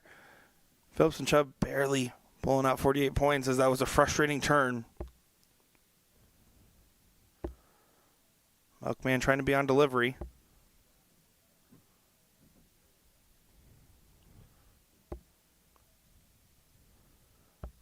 But wait a second, this might go 118. Sinks well inside.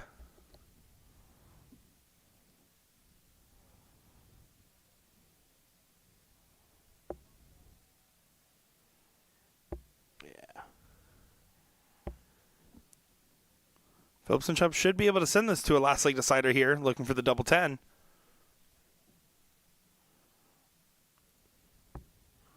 Needs to work in well outside on that dart. And that one off the board. Does correct on the last. Just able to do it. Wham, bam, and turkey, eggs, and ham.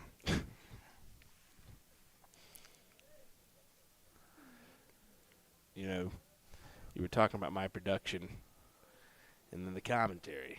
I'll just say it. Your commentary hasn't been there the whole weekend.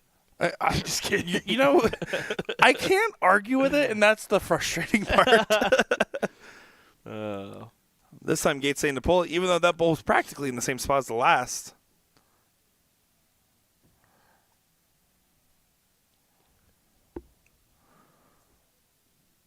Ask for a pull on that dart as well. Tied on the first go. Might get bested on the second.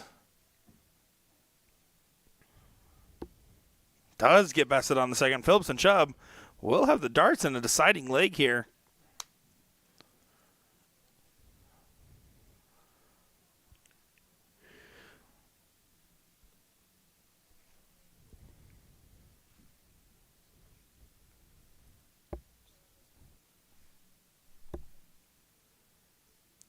Yeah, staying up there for 85.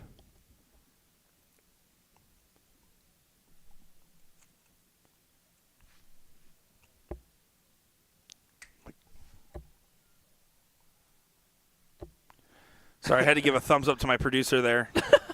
Wondering, I'm like, what's going on here? Good shots for Gates, 140. Adds immediate pressure. And Chubb kind of flubs it there. Can Milkman follow up on the Soldiers' great opening here?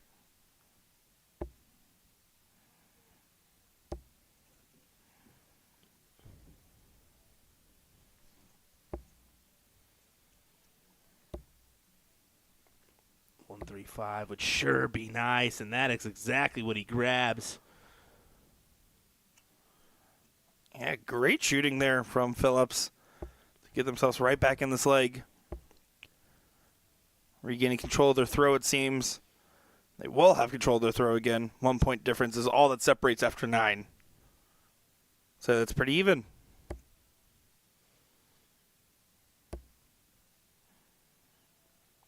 Needs the triple, and he can't do it.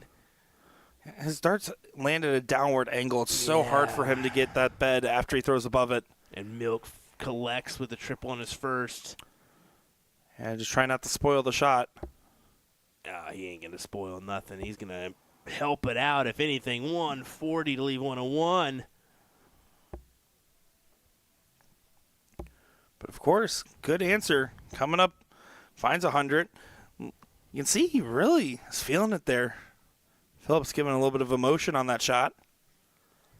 But Gates will have an opportunity at the 101 here for the match. And it's going to be a good opportunity at that. 41 remaining.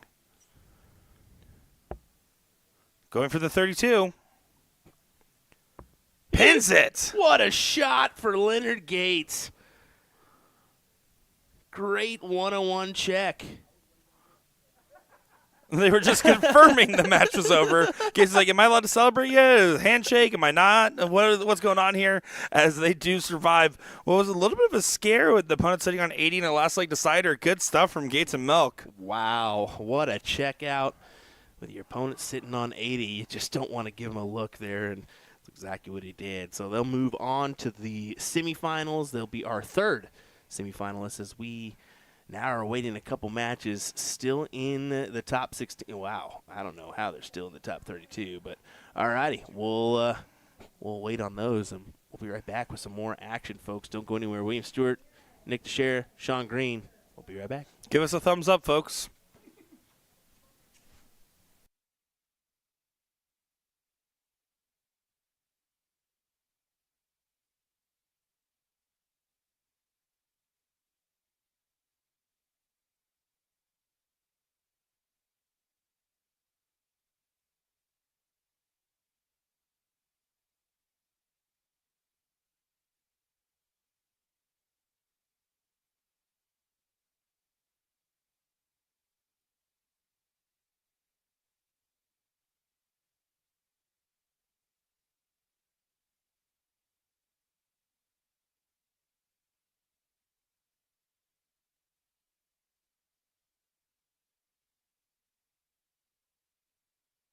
Let me tell you about A to Z Darts. We're a specialty dart store with over 10,000 different products. We create in-depth videos and blogs to help improve your game and showcase our products. We give helpful advice on how to practice darts, the fundamentals of form and mechanics, and how to make better decisions when purchasing your darting equipment. Whether you're brand new or a seasoned player, we try to provide fun and informative content. I'm Jen, the creative director for A to Z Darts. I've been playing for over 10 years, and I've traveled the world competing in and promoting the sport. This is Will. He runs our live streaming company, USA Darts, and travels the globe as well to broadcast major darting events and interview PDC players alike. You'll find over 2,000 different sets of darts on our website. Guessing right now you're pretty interested in our resources? Learn about form, throwing mechanics, practice routines, scoring and grouping, checkout methods, cricket strategy, and much more. Visit a-zdarts.com to take advantage of our blog or follow us on social media at azdarts today. What is the purpose of the Vertex stand? This product is made by Winmore, and they have solved 3 different problems. Number 1, when you don't want to permanently mount a dartboard. Number 2, when you can't drill into your walls. And number 3, when you want to travel with a dartboard. Not everyone wants a dartboard permanently mounted into a wall. Perhaps you just want to bust out the dartboard occasionally to entertain friends or family. The Vertex stand is perfect because you don't drill into the wall, you simply lean it against a flat surface. This is easily the most convenient product I've ever seen that you can set up or tear down super fast for portability. In minutes, you can have everything packed and ready to go with you for your next darts tournament or a friend's house or even camping. You can lean this bad boy up against a tree. On top of all of that, I love the idea of being able to easily travel with a dartboard. This thing is awesome. I was given it just to review, but believe me when I say it is not going back to A to Z Darts. They can try to pry it out of my hands. So today we're going to learn how to throw a dart. In each turn of darts, you get 3 darts to throw. So with all 3 darts in your non-throwing hand, step up to the toe line. If you're right-handed, put your right foot on the line. Lefties, left foot. This isn't baseball, so you want the same foot forward as your throwing arm, not the opposite. Usually the toe line is set so that your foot will be right up to the front edge of the line, not behind it. This toe line is also known as the Aki. The position of your front foot is usually at an angle to the line, to some degree. Your back foot should be a little bit wider than shoulder width away from the front. Put 1 dart in your throwing hand while holding on to the other 2 darts in your other hand. Looking at the dartboard, focus in on a spot you want to hit. To start, let's look right at the bullseye. As you stare at your target, lean forward, bring the dart up and draw it back towards your eye. Throw the dart by moving your hand and forearm towards your target, keeping everything else as still as possible. Hold your position while transferring the second dart to your throwing hand and repeat your throw. Once you've thrown all 3 darts, your turn is complete and you can retrieve your darts from the board. And yes, it will take some practice to get the dart to go where you're aiming. It's not as easy as the pros make it look. But with practice, I guarantee your accuracy will get better And I tell you, there's nothing better than having 3 darts go exactly where you wanted them to. If you've already been throwing darts and have had success with something slightly different than what I've just explained, great, fantastic. As long as it works for you, no problem. Just keep in mind that any extra movement in your throw will make it harder for you to hit your target consistently. As a beginner, just try to get all 3 darts to land in the same area. As you build your confidence, you can narrow down your target, getting all 3 darts to land in one number, say, like the 20s.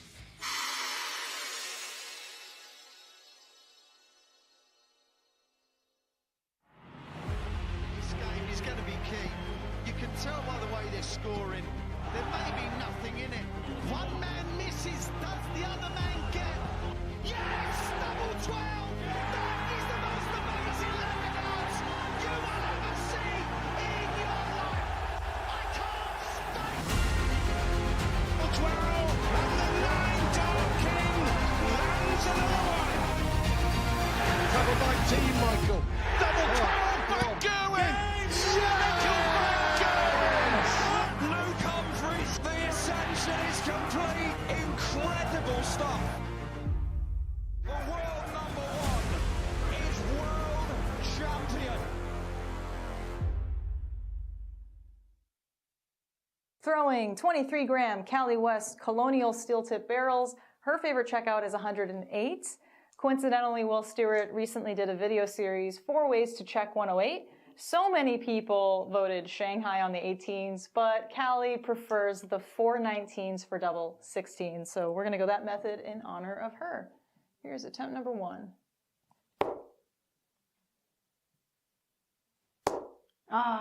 So that did not fly.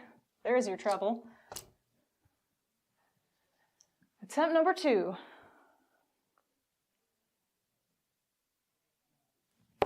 Oh, geez.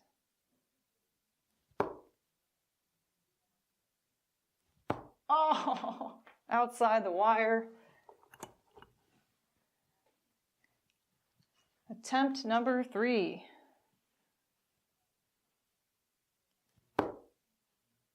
Son of a bitch. Attempt number 4. God, they come around quick.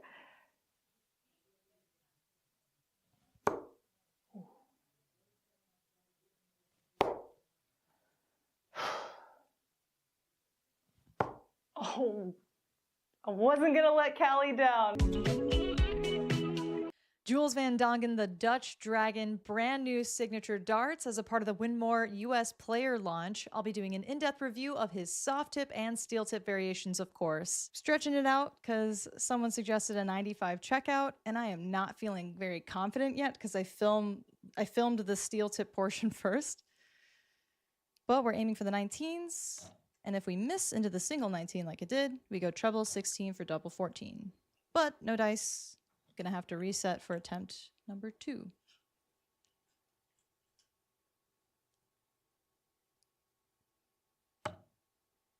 She gets the treble 19.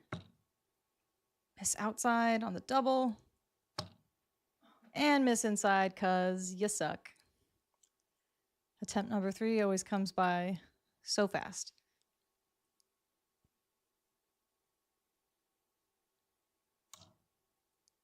We've got the treble again. And she gets a cheeky double in the corner.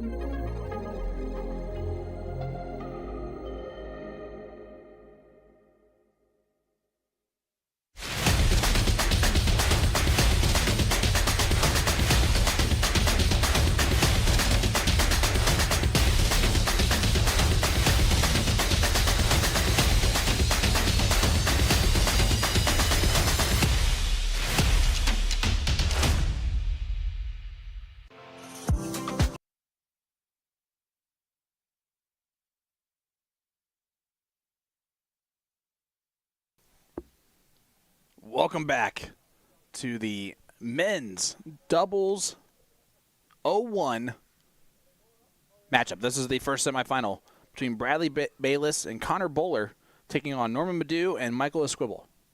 I'm Sean Green, joined by my partner in comms, Nick Durachi Teixeira. Nick, this is a bit of an unlikely semifinal based on all the teams and all of the different players that played in this format. However, we'll see if this can turn into a very interesting matchup. I don't know about you, but I actually had a parlay writing on this. There is no gambling. There is for no this gambling event. at this event. I will say, Norman Madu has won me money at the World Championships in the past, though. Oh, yeah. Over under 180? That's the one. Producer knows what I'm talking about. Yep. It was He an gets easy a thumbs bet. up for that. No, this should be an interesting matchup, like you said there, Sean. Bayless and Bowler making their first appearance on the live stream. And, of course, the Madu-led team, pretty tough. Yeah, Michael Esquibel is also a very underrated great shot. This is our first look at Bayless. If you're looking at the tail of the tape so far in the event, Bowler definitely the leader on the team of Bowler and Bayless. Bayless actually only averaging about 55 compared to Bowler's 78. On the reverse side of things, Esquibel's averaging 64 to Norman Madu's 80. So advantage slightly to the Madu-Esquibel team, but from what we've seen, a race to two, anyone can win. And also, having a lower average in pairs played sometimes just means you're the one hitting those winning doubles that keep getting set up for you. Mm-hmm. Squibble having a trouble finding the 20 there. Only just a single on the last. I heard something different than what said. What'd you hear? Don't worry about it. Bayless tries to leave the 160. Does not do so, but Madu and Esquibel still way back. That's a big 124. Yeah, going to be able to make great progress there. Still pushing themselves out in front. What should be a pretty interesting race to the finish line here. 1-2-4 on the setup. You can definitely see the talent of Bowler. I haven't even had to ask an Uber driver about bowling. What? Who? Leonard Gates, Elliott Milk are awaiting for a long time in the second semifinal, as the other side of the bracket still in the top 64 for one of the matches. Top 32 for one of the matches. Is it still top 32? Mm-hmm. Okay, good. So we're getting down there. So we still got a top 16, top 8, and then the semifinal. Number 2. Good setup play from Bayless. And just confirming with the chalker. 1-4-5, though, does have a chance to go for Norman.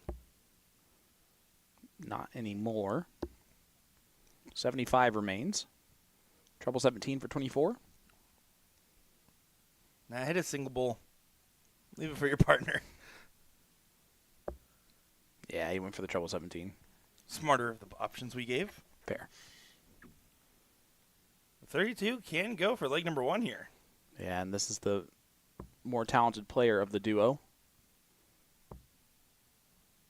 No idea where that second dart is. Obviously inside the double 16 and does not get it. So Esquibel, single 18, tops. Over to the 10s it is. To save the leg. Does not. It goes around the outside.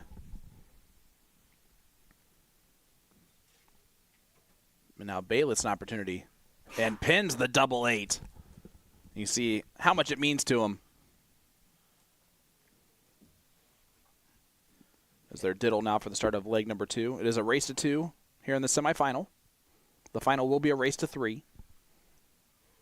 Yeah, it's always a little tricky, that little change up there. Throws a majority of our finalists in the non-WDF events, it seems. Yes, it does. That's a And great find. yeah, Bowler continues to be impressive. So this is going to be a good showing here. What will the Americans do?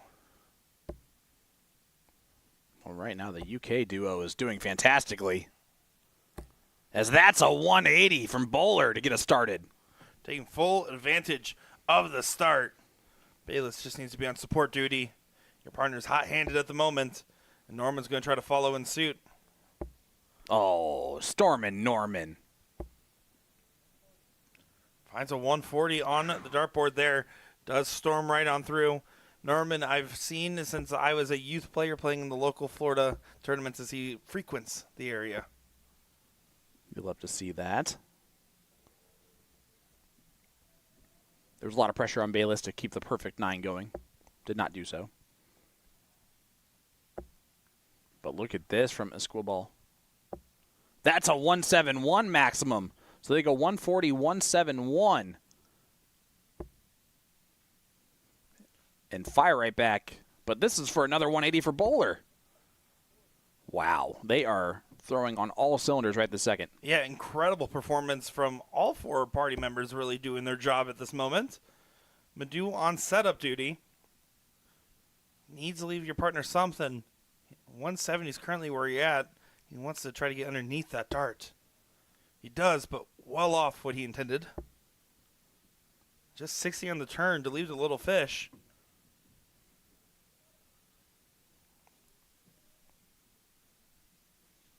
See what type of setup play now Bayless can do. Looking back down to the 19, I believe, and not the setup play that he was looking for. And Chico's not going to be happy with that visit. Still has a chance to go. It will not now. 90 remaining. Do you like to switch to the 18s there for 36? Yeah, unfortunately hits the big fat 1, leaving 89. Bowler more than capable of taking out the 112, that's for sure, and should get a dart at it now. Should was the ideal saying. Yeah, he just kind of shanked that dart. It was going for the 12 for tops. Confirming with the chalker. Unintentional icing of the kicker, it seems. Yeah, he hit 82, or 72.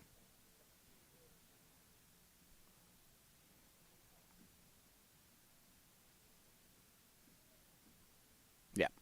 Norman just going to have to reset off that and pay it no mind. We'll only get 1 dart now. And it's going to be at the bull. For a 1-1. Clicks off the wire, going just high. That was a great looking dart from Stormin' Norman, but it might be the last dart for them this weekend.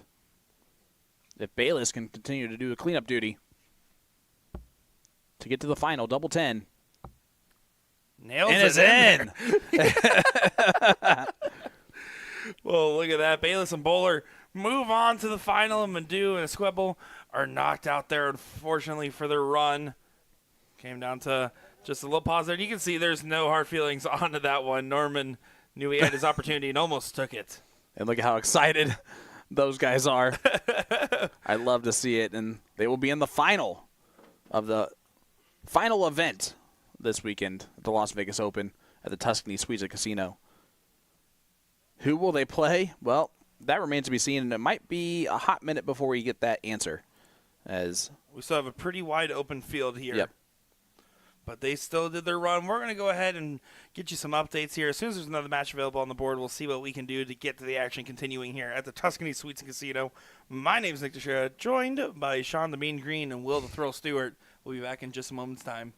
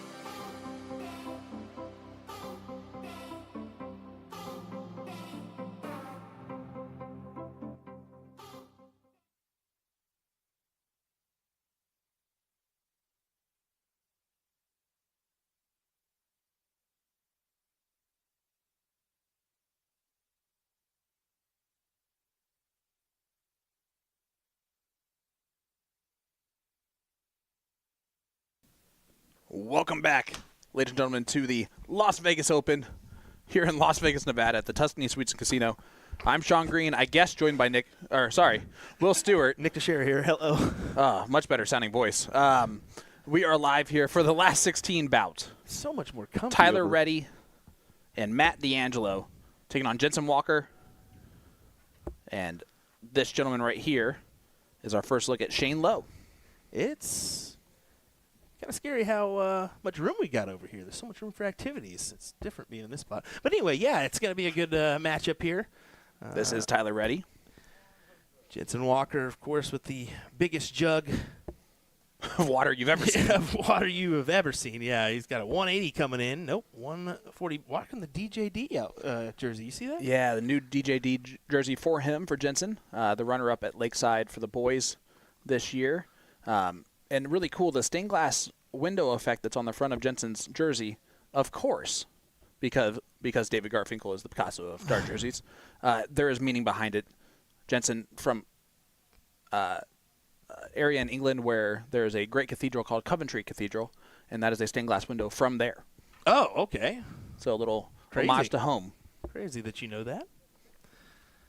Well, some people talk to some people about some I things. I figured. And some people just give me that information without me having to ask. And those are the type of people that I love.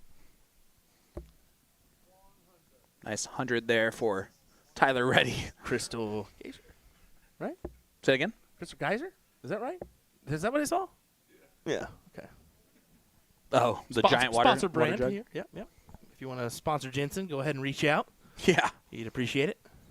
He'll take your jugs to all the tournaments. His gallon jugs. Is that 2 gallon?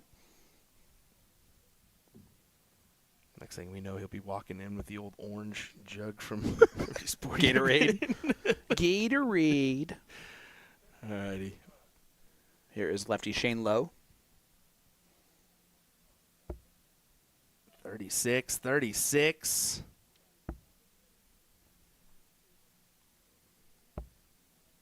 Not quite.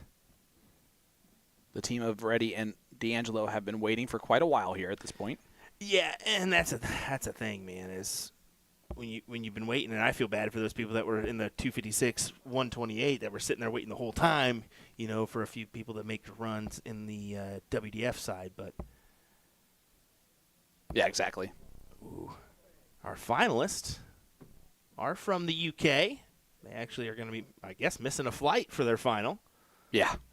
They were going to go to the inauguration tomorrow, and I think that may change.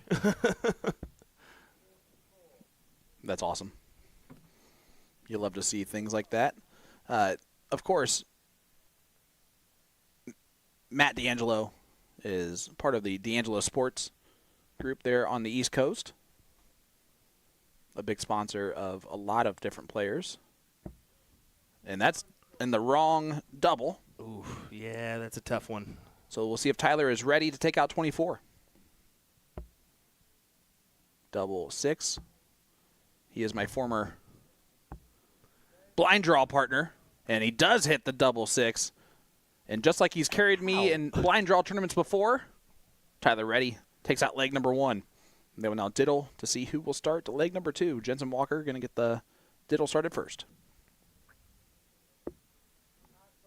Man, it kind of Flinged it. yeah, just a little bit.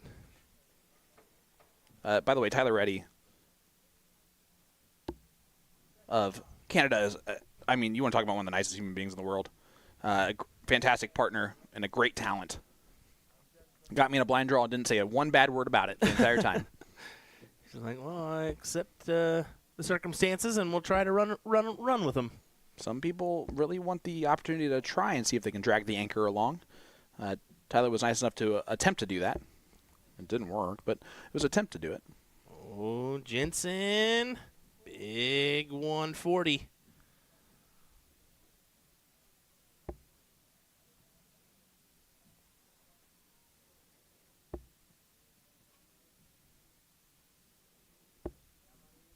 And there is Matt D'Angelo.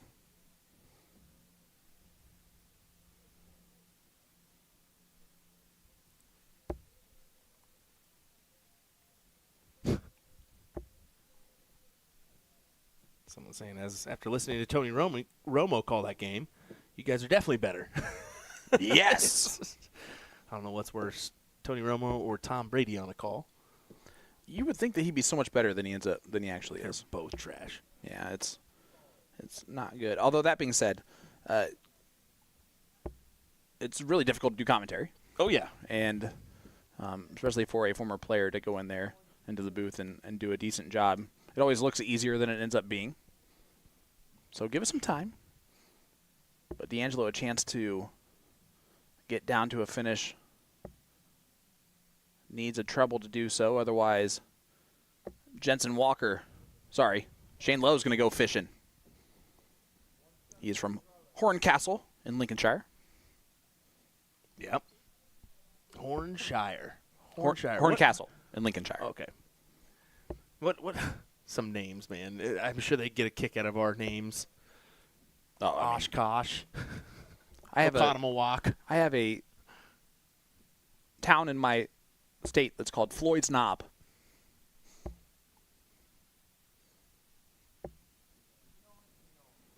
I have a Santa Claus, Indiana. A Santa Claus Indian? Mm-hmm. Well, St. Nick. Look at that. Would have been a lovely 1-4-3, but now D'Angelo has a shot at this 96. 76 now. Not going to go.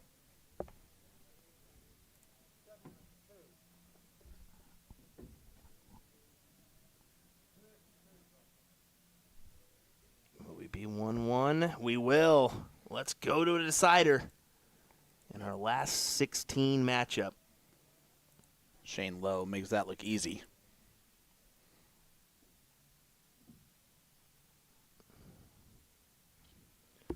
Should have 3 matches to go after this. Top 8, semis, and The final. finals. Yep. Potentially the final. Or are they staying? Oh, I think they're staying. Good. Yeah, he's going to have him pull it. Tyler ready. Outside. So it'll be Walker and Lowe with the start here in this last leg decider. Who's going to make the semifinal?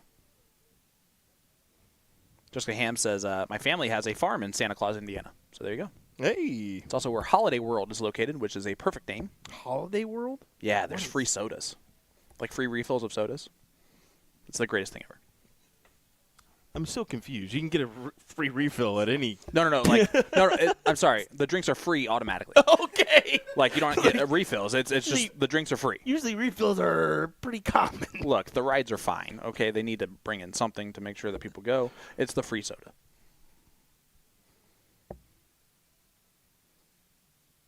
You can barely find free soda in your own house nowadays.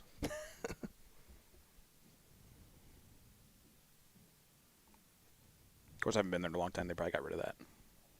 That was a snatchy one from Matt. I'd not seen that before. It's almost like he let it go well early. Here is the look from the 18-year-old. That's a 177. A lovely 177 at that. That's certainly. It was a 137. What? Sorry. So far away are my eyes from the screen. Really looked at it. This is why we need a high-def big screen TV back here. Jessica says they got free sunscreen, too. Well, there you go. The joys of Indiana. I'm telling you. We got Indiana Beach, too. You know what that does not have? It does not have a beach. Or at least a real one. Corey Turner says Walker looks like he should be playing the youth. He just made the final of the youth at the Lakeside, but he is 18 years old, so has qualified for that now. Yeah, he unfortunately didn't get over the line. Lost to Archie Self, I believe it was. So that kind of stung a little bit, but looking great for a good 20-25 if he can. So, yeah, great 140 there, and this is for the match. 68 left for Shane Lowe, now 53. We got a guy that's actually calling out scores up there, too. That's great. With an accent that's probably real. Oh, it's definitely real. I'm just kidding. It's definitely real. That thing thick. Unfortunately, Matt's going to need a lot more darts than he has currently in his hand to take out 129. That's a great setup play, though. But the young kid of 18 years young, double 10 for the win and a spot in the last 8. And for Tyler Reddy and Matt D'Angelo, they waited all that time for that. But a great top 16 finish. The top 8 match will be coming up next, obviously, and it will be a doozy between Jensen Walker, Shane Lowe, and, our silver champion and gold finalist, Chris Lim and Jeff Springer. Don't go anywhere, folks. That match coming up right after this.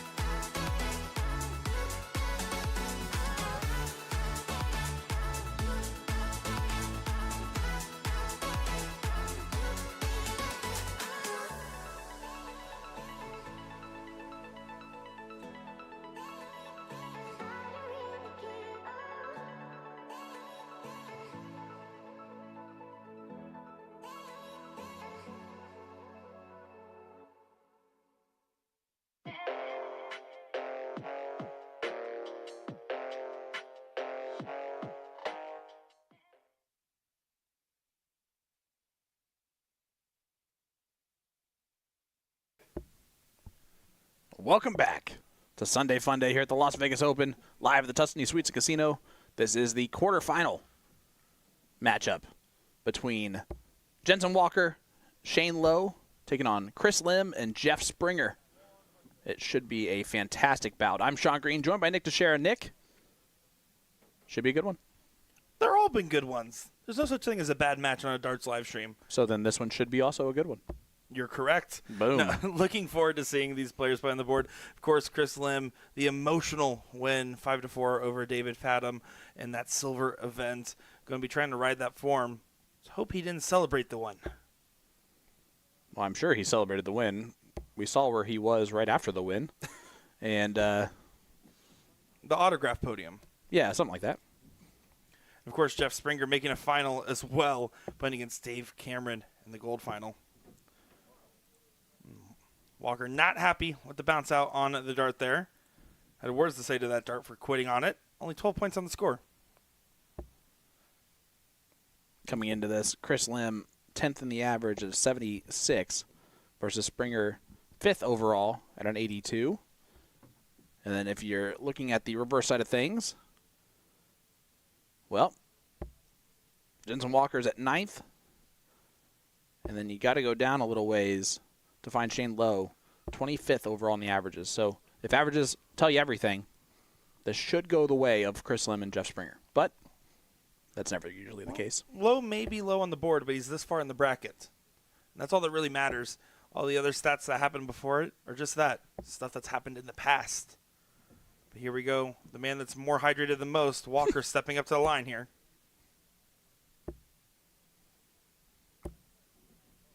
Thirsty for more. At 95, that's a smart last start to even it out. You would think you want to even it out and leave a finish, Sean. Well, I mean, yeah, if you want to overachieve. 100 there from Springer. Leaves the 142 for Chris Lim. The first look, see what Lowe can do to get low for his partner. Lo and behold, he's going to leave a good finish. Leaves 90. Lim the 142. Eligible to go, but a tough shot. He's going to attack this one. Now on setup duty for Springer.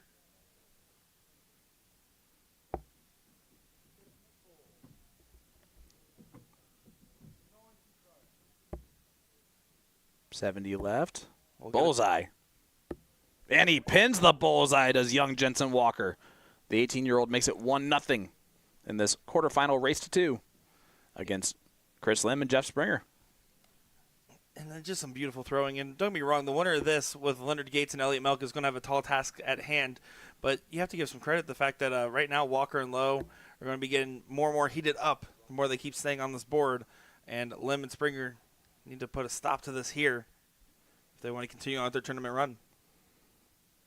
Well, Kathleen Lim, obviously the better half of Chris, says, Mila says, go dad, which is amazing. Springer with a pedestrian 60 on the open. Leaves Walker with an early opportunity to attack. As the stream team, we want to shout out our wives and dad, I guess, for making sure, or for allowing us to come do what we love to do best this weekend in beautiful Las Vegas. For the record, I did not need my dad's permission to be here, but I do appreciate you including him. Well, I think you needed to make sure that your dad was okay with it. Who is now sacrificing at home for you. It's just a baby. Well, my spirits are down low. Springer going to go ahead and go back on the attack. 60 on the previous visit. Already going to best that guaranteed in this throw. Nice 125 from Jeff. Must-win leg, of course, for Lim and Springer. Walker going to try and run. Nice 100. And, again, love the chalker. Way better than Angela Giulia. Well, that's a low bar. He's right behind me, isn't he? Yes, he is. Beautiful rebound by Lim, though. Still low, a couple of 12s. A couple of trebles will put them in a good position. Love one more. Does find the 2 trebles after the 5. 1, 2, 1. Springer, 164. Doable. Treble 18. Not going to go. 86 left, going to stay right there. Still a solid visit to the board here. Put some serious pressure for the potential break. Walker, keen on playing spoiler, though.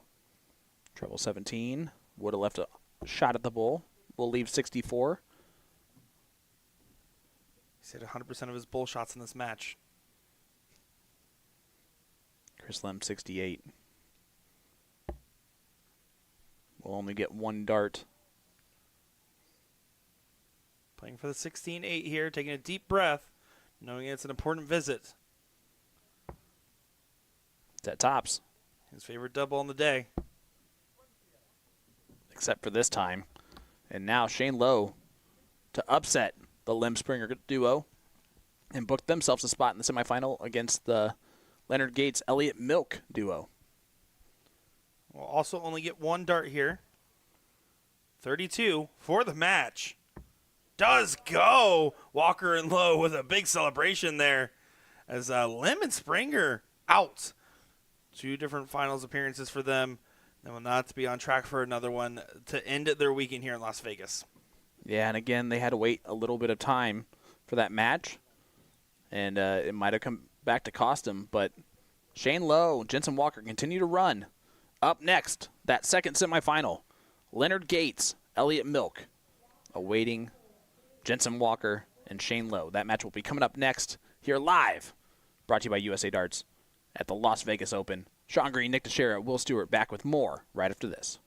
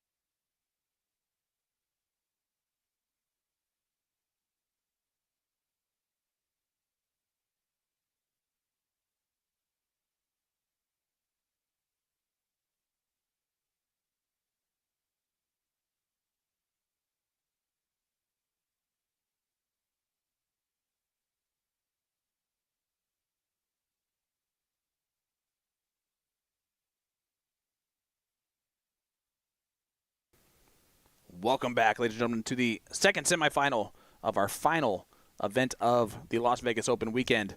Sean Green joined by Nick Teixeira. Nick, this semifinal for the men's doubles 01 title features Jensen Walker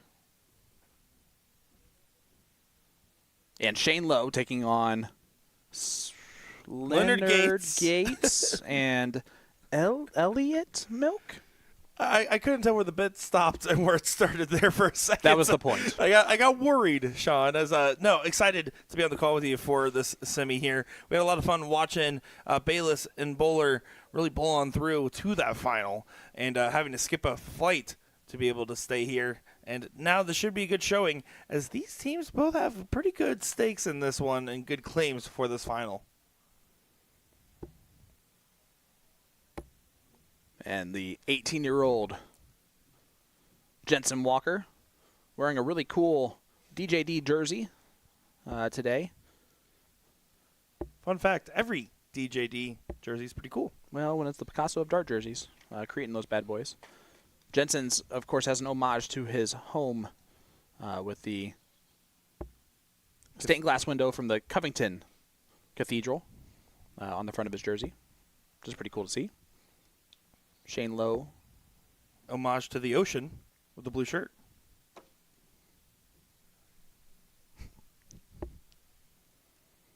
Exactly. Couldn't have said it better myself, so I'm going to stop. Taking on the milkman, Elliott Milk from South Dakota. He's a warden at a prison, at a prison. And then, of course, Leonard Gates, who is a professional dart player by trade at this point in time. And one of the top pros in the North American game for quite a long time. Ever since I got into the game, I was always told, oh, yeah, there's this guy from Texas who always travels around. Then got a chance to meet him and play him when I was 17 years old, and it was a quick match. I'm sure it was. Because you throw fast. And lose fast. Yep. Happens. He did have a pretty rough partner in that matchup, though. He was playing with some guy named Daniel Baggish. Ugh. Right before he got his tour card. You can see Joey Mann's up there chalking. Definitely was the fault of the Dart Connect tablet, not Joey's fault. Elliott Milk. If you're wondering why he is 6'7", it's because he drank a lot of milk when he was younger. That's a 180 from Elliott Milk. Right after the milk joke. Beautiful find there to set up a finish for his partner. Leonard Gates going to be happy with 61 on the approach and 6 darts, so they'll potentially each get a swing at it here for a 15-dart leg. 25 for 36. 15s for double 8. Make it a 14-dart leg. That was beautiful. They've been waiting all this time, and they go 14-darter together. And if you're curious, I mean, they are not the type. Gates knows when he's near time to play, he will go up, hit that board pretty aggressively. He'll put on his headphones, lock in. Elliott doing much of the same.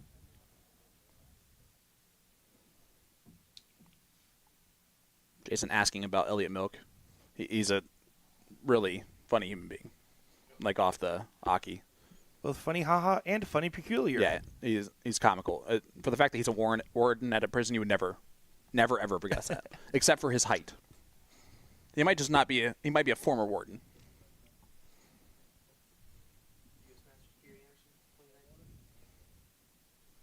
Yeah, something about U.S. Masters 2019, Gary Anderson? Played him. He also was only one leg in differential away from playing in the U.S. Darts Masters last year. There's a bit of controversy at the end of that. It did go to Jake McMillan at the end of the day. Here we go. On to the next one here.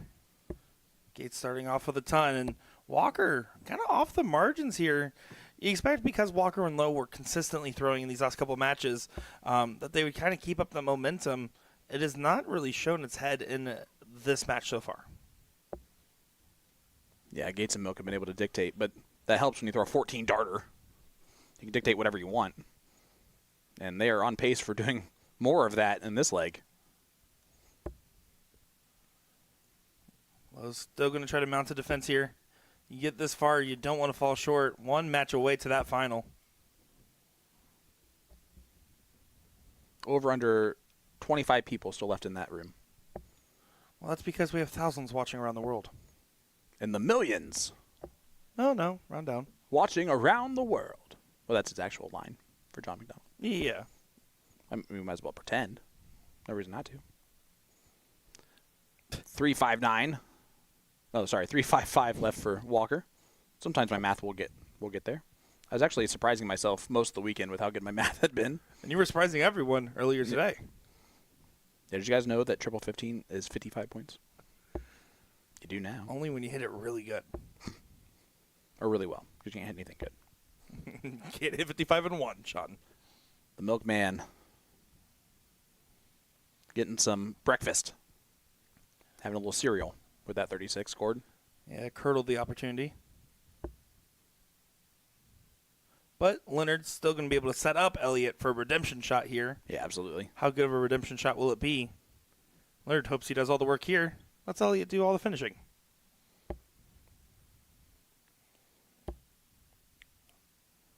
A little frustrated with that dart. 187 left. 158 is what he goes with. So 168. I know some of you are surprised, but you shouldn't be at this point. It's been a fun weekend here in Las Vegas, a long one at that. And someone's weekend is about to end here in this matchup. Please be mine. Good last start there from Elliott to get down to 68. Lowe is going to have to, well, do his namesake.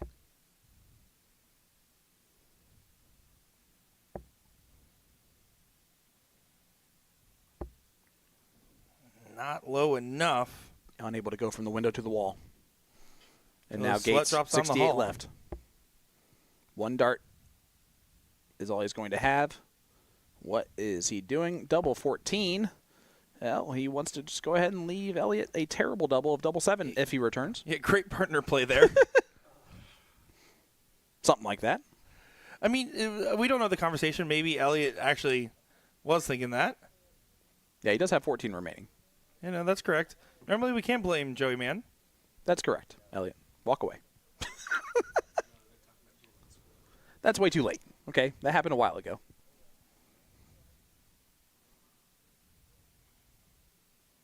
And you also mentioned that it left the little fish, right? Or that was a while ago in a different match. That was a different match. Miles to go before we sleep, guys. Treble 20. Bullseye for the 1-1 score line. Just outside. So for the match and a spot in the final, Elliott Milk, double 7. Yeah, a bit of an awkward one. Doesn't phase him as he still nails it there. A 2-0 win. Gates and Milk move on to the final against Bayless and Bowler. Yeah, it's going to be a fantastic final coming up shortly.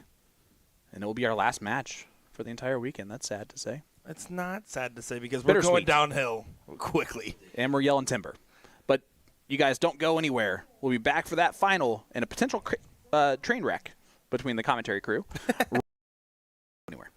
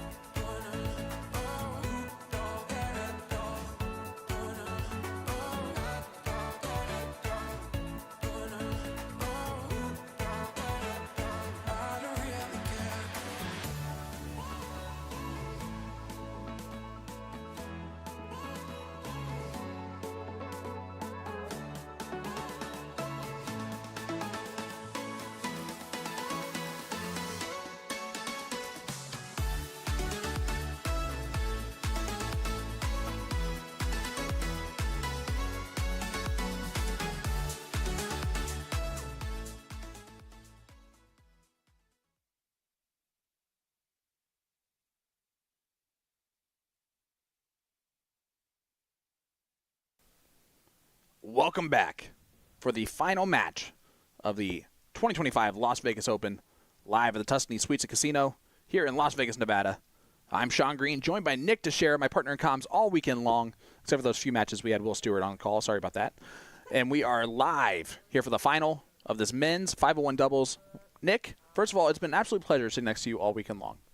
Well, thank you so much, Sean. It means a lot to me, especially because it's an honor to be out here for my first time at the Las Vegas Open. I've been having a wonderful experience meeting all these different players from all over the world, and it's been an honor to call every one of these matches and to do it with you and Will by my side. I couldn't be happier. Well, I hope you've enjoyed it because, speaking for everybody, you won't be back next year. Oh, I hope not.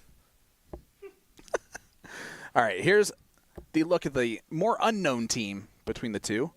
Especially for our American audience, 100%. This is Bowler and Bayless as they take on Elliott Milk and Leonard Gates, a.k.a. Chocolate Milk. I can't believe you called them that. It's now the fourth time, so you can't be in shock and awe now. Or otherwise that would be shockingly awful. Bowler stepping up to the line here. This is Bayless.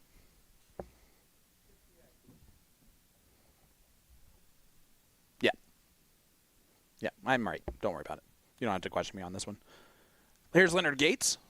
I'm as right as saying that this is Leonard Gates. That's Leonard Gates. Yeah. This is Bowler. Connor Bowler, who's averaging 81 for this tournament.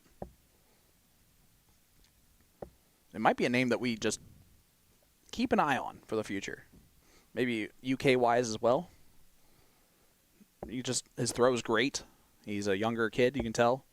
And maybe some success in the future for him. Yeah, trying to get success today in this event. The Bayless and Bowler duo doing well. As you can see, this is Bayless stepping up to the line here. Yeah, and I'm going to say this right now. It'll be more fun to watch Bayless and Bowler win this just because of the excitement that they're going to have when they do.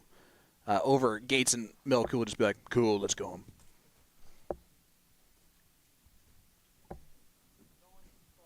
Well, does score 95 there, leave 100, but an opportunity for 10-pin to bring this on down.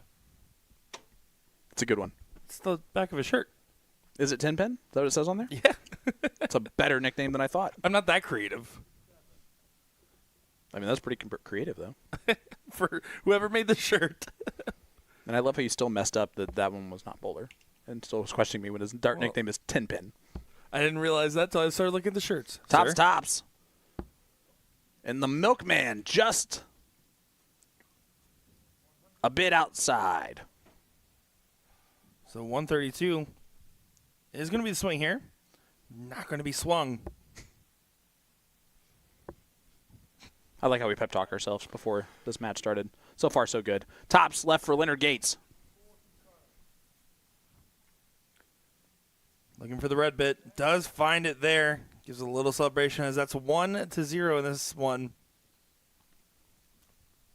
Favoring Gates and Milk. They will diddle for the start of every leg here. First of 3 legs in the final. It is interesting because you have the potential to go first every single leg and win. Or go second every single leg and win. Or it goes on like vice versa. That's how the diddle is going to work. Fun fact. The key is to hit the better bull shot. All right, our goal is not to get fired before the end of this. Will says too late, thankfully. So we'll see you later. Here's Will. Cue the image of Will baking gin for the job. All right, Bowler stepping up. Again, was absolutely fantastic in the semifinal. Not the start that he was looking for there. When you have the greatness that is Leonard Gates stepping up, because that's a 180 from Leonard Gates. And Elliott Milk will come up trying to keep the perfect 9-darter alive. No pressure. Well, remember, you're only allowed to boo if they get 5 out of 6 in. Elliott going to try to go on the attack, though. Don't boo, Sean. I mean, just terrible that he ruined his partner's 9-darter. How much he's been switching to 19s, would have probably preferred him to get a little froggy with it there, too. Less traditional. I would agree.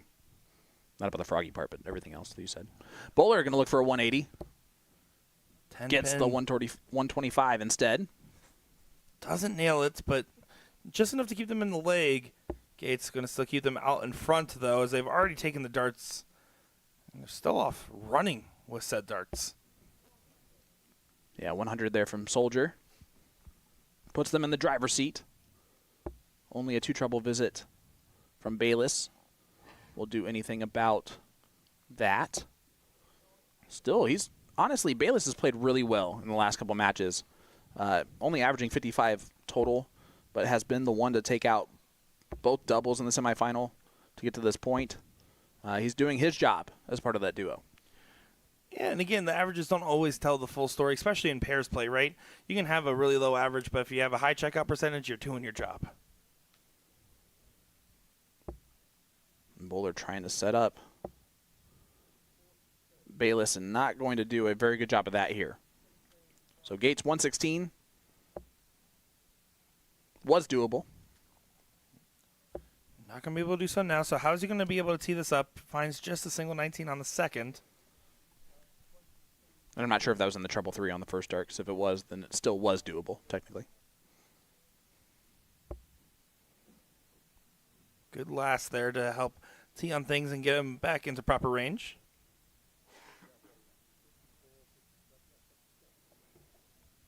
Just confirming the scoreline there. Yeah, great setup play from Soldier. We've seen the 153 go already. This might go again. Oh, it's not.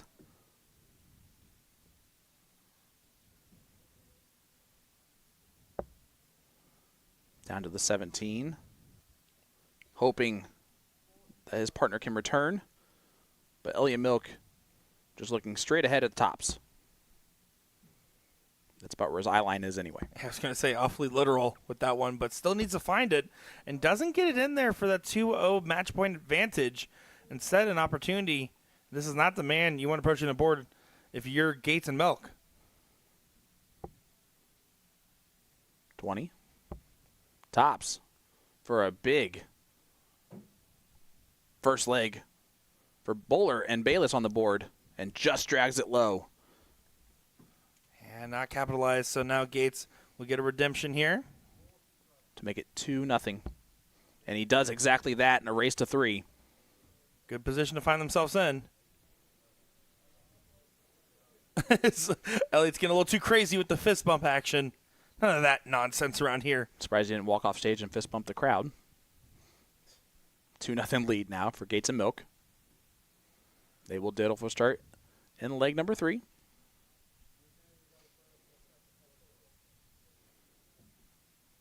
Just confirming the ordering there. Finds one bull on there. Yeah, so 25 for Bowler.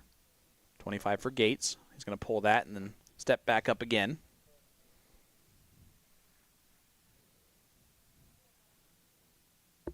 And does find the the red 50. bit.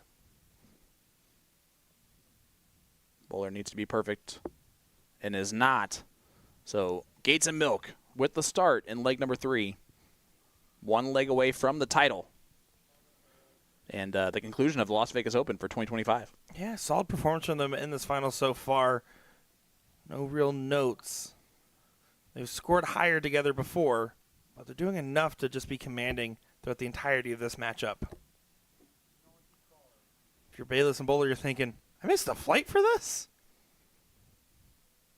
So what's funny is if I was Bowler and Baylor, I was like 7:47, flight leaves at 9. It's only about a 15-minute drive to Harry Reid. Can we get there? And the answer is no. Yeah.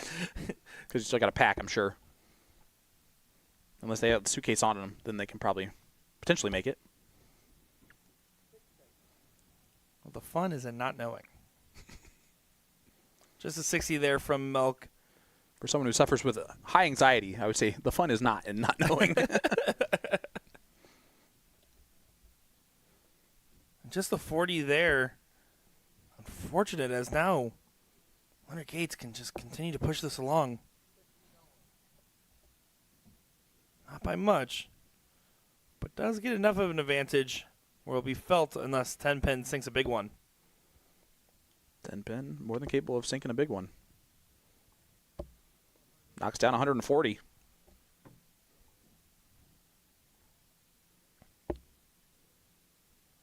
And Elliott having a little bit of a cold spell does correct. Corrects very well at that. 125 from Milk. Does leave the bogey after the first start. Nothing you could have done about that. And Bayless unable to really put a big scoring round in.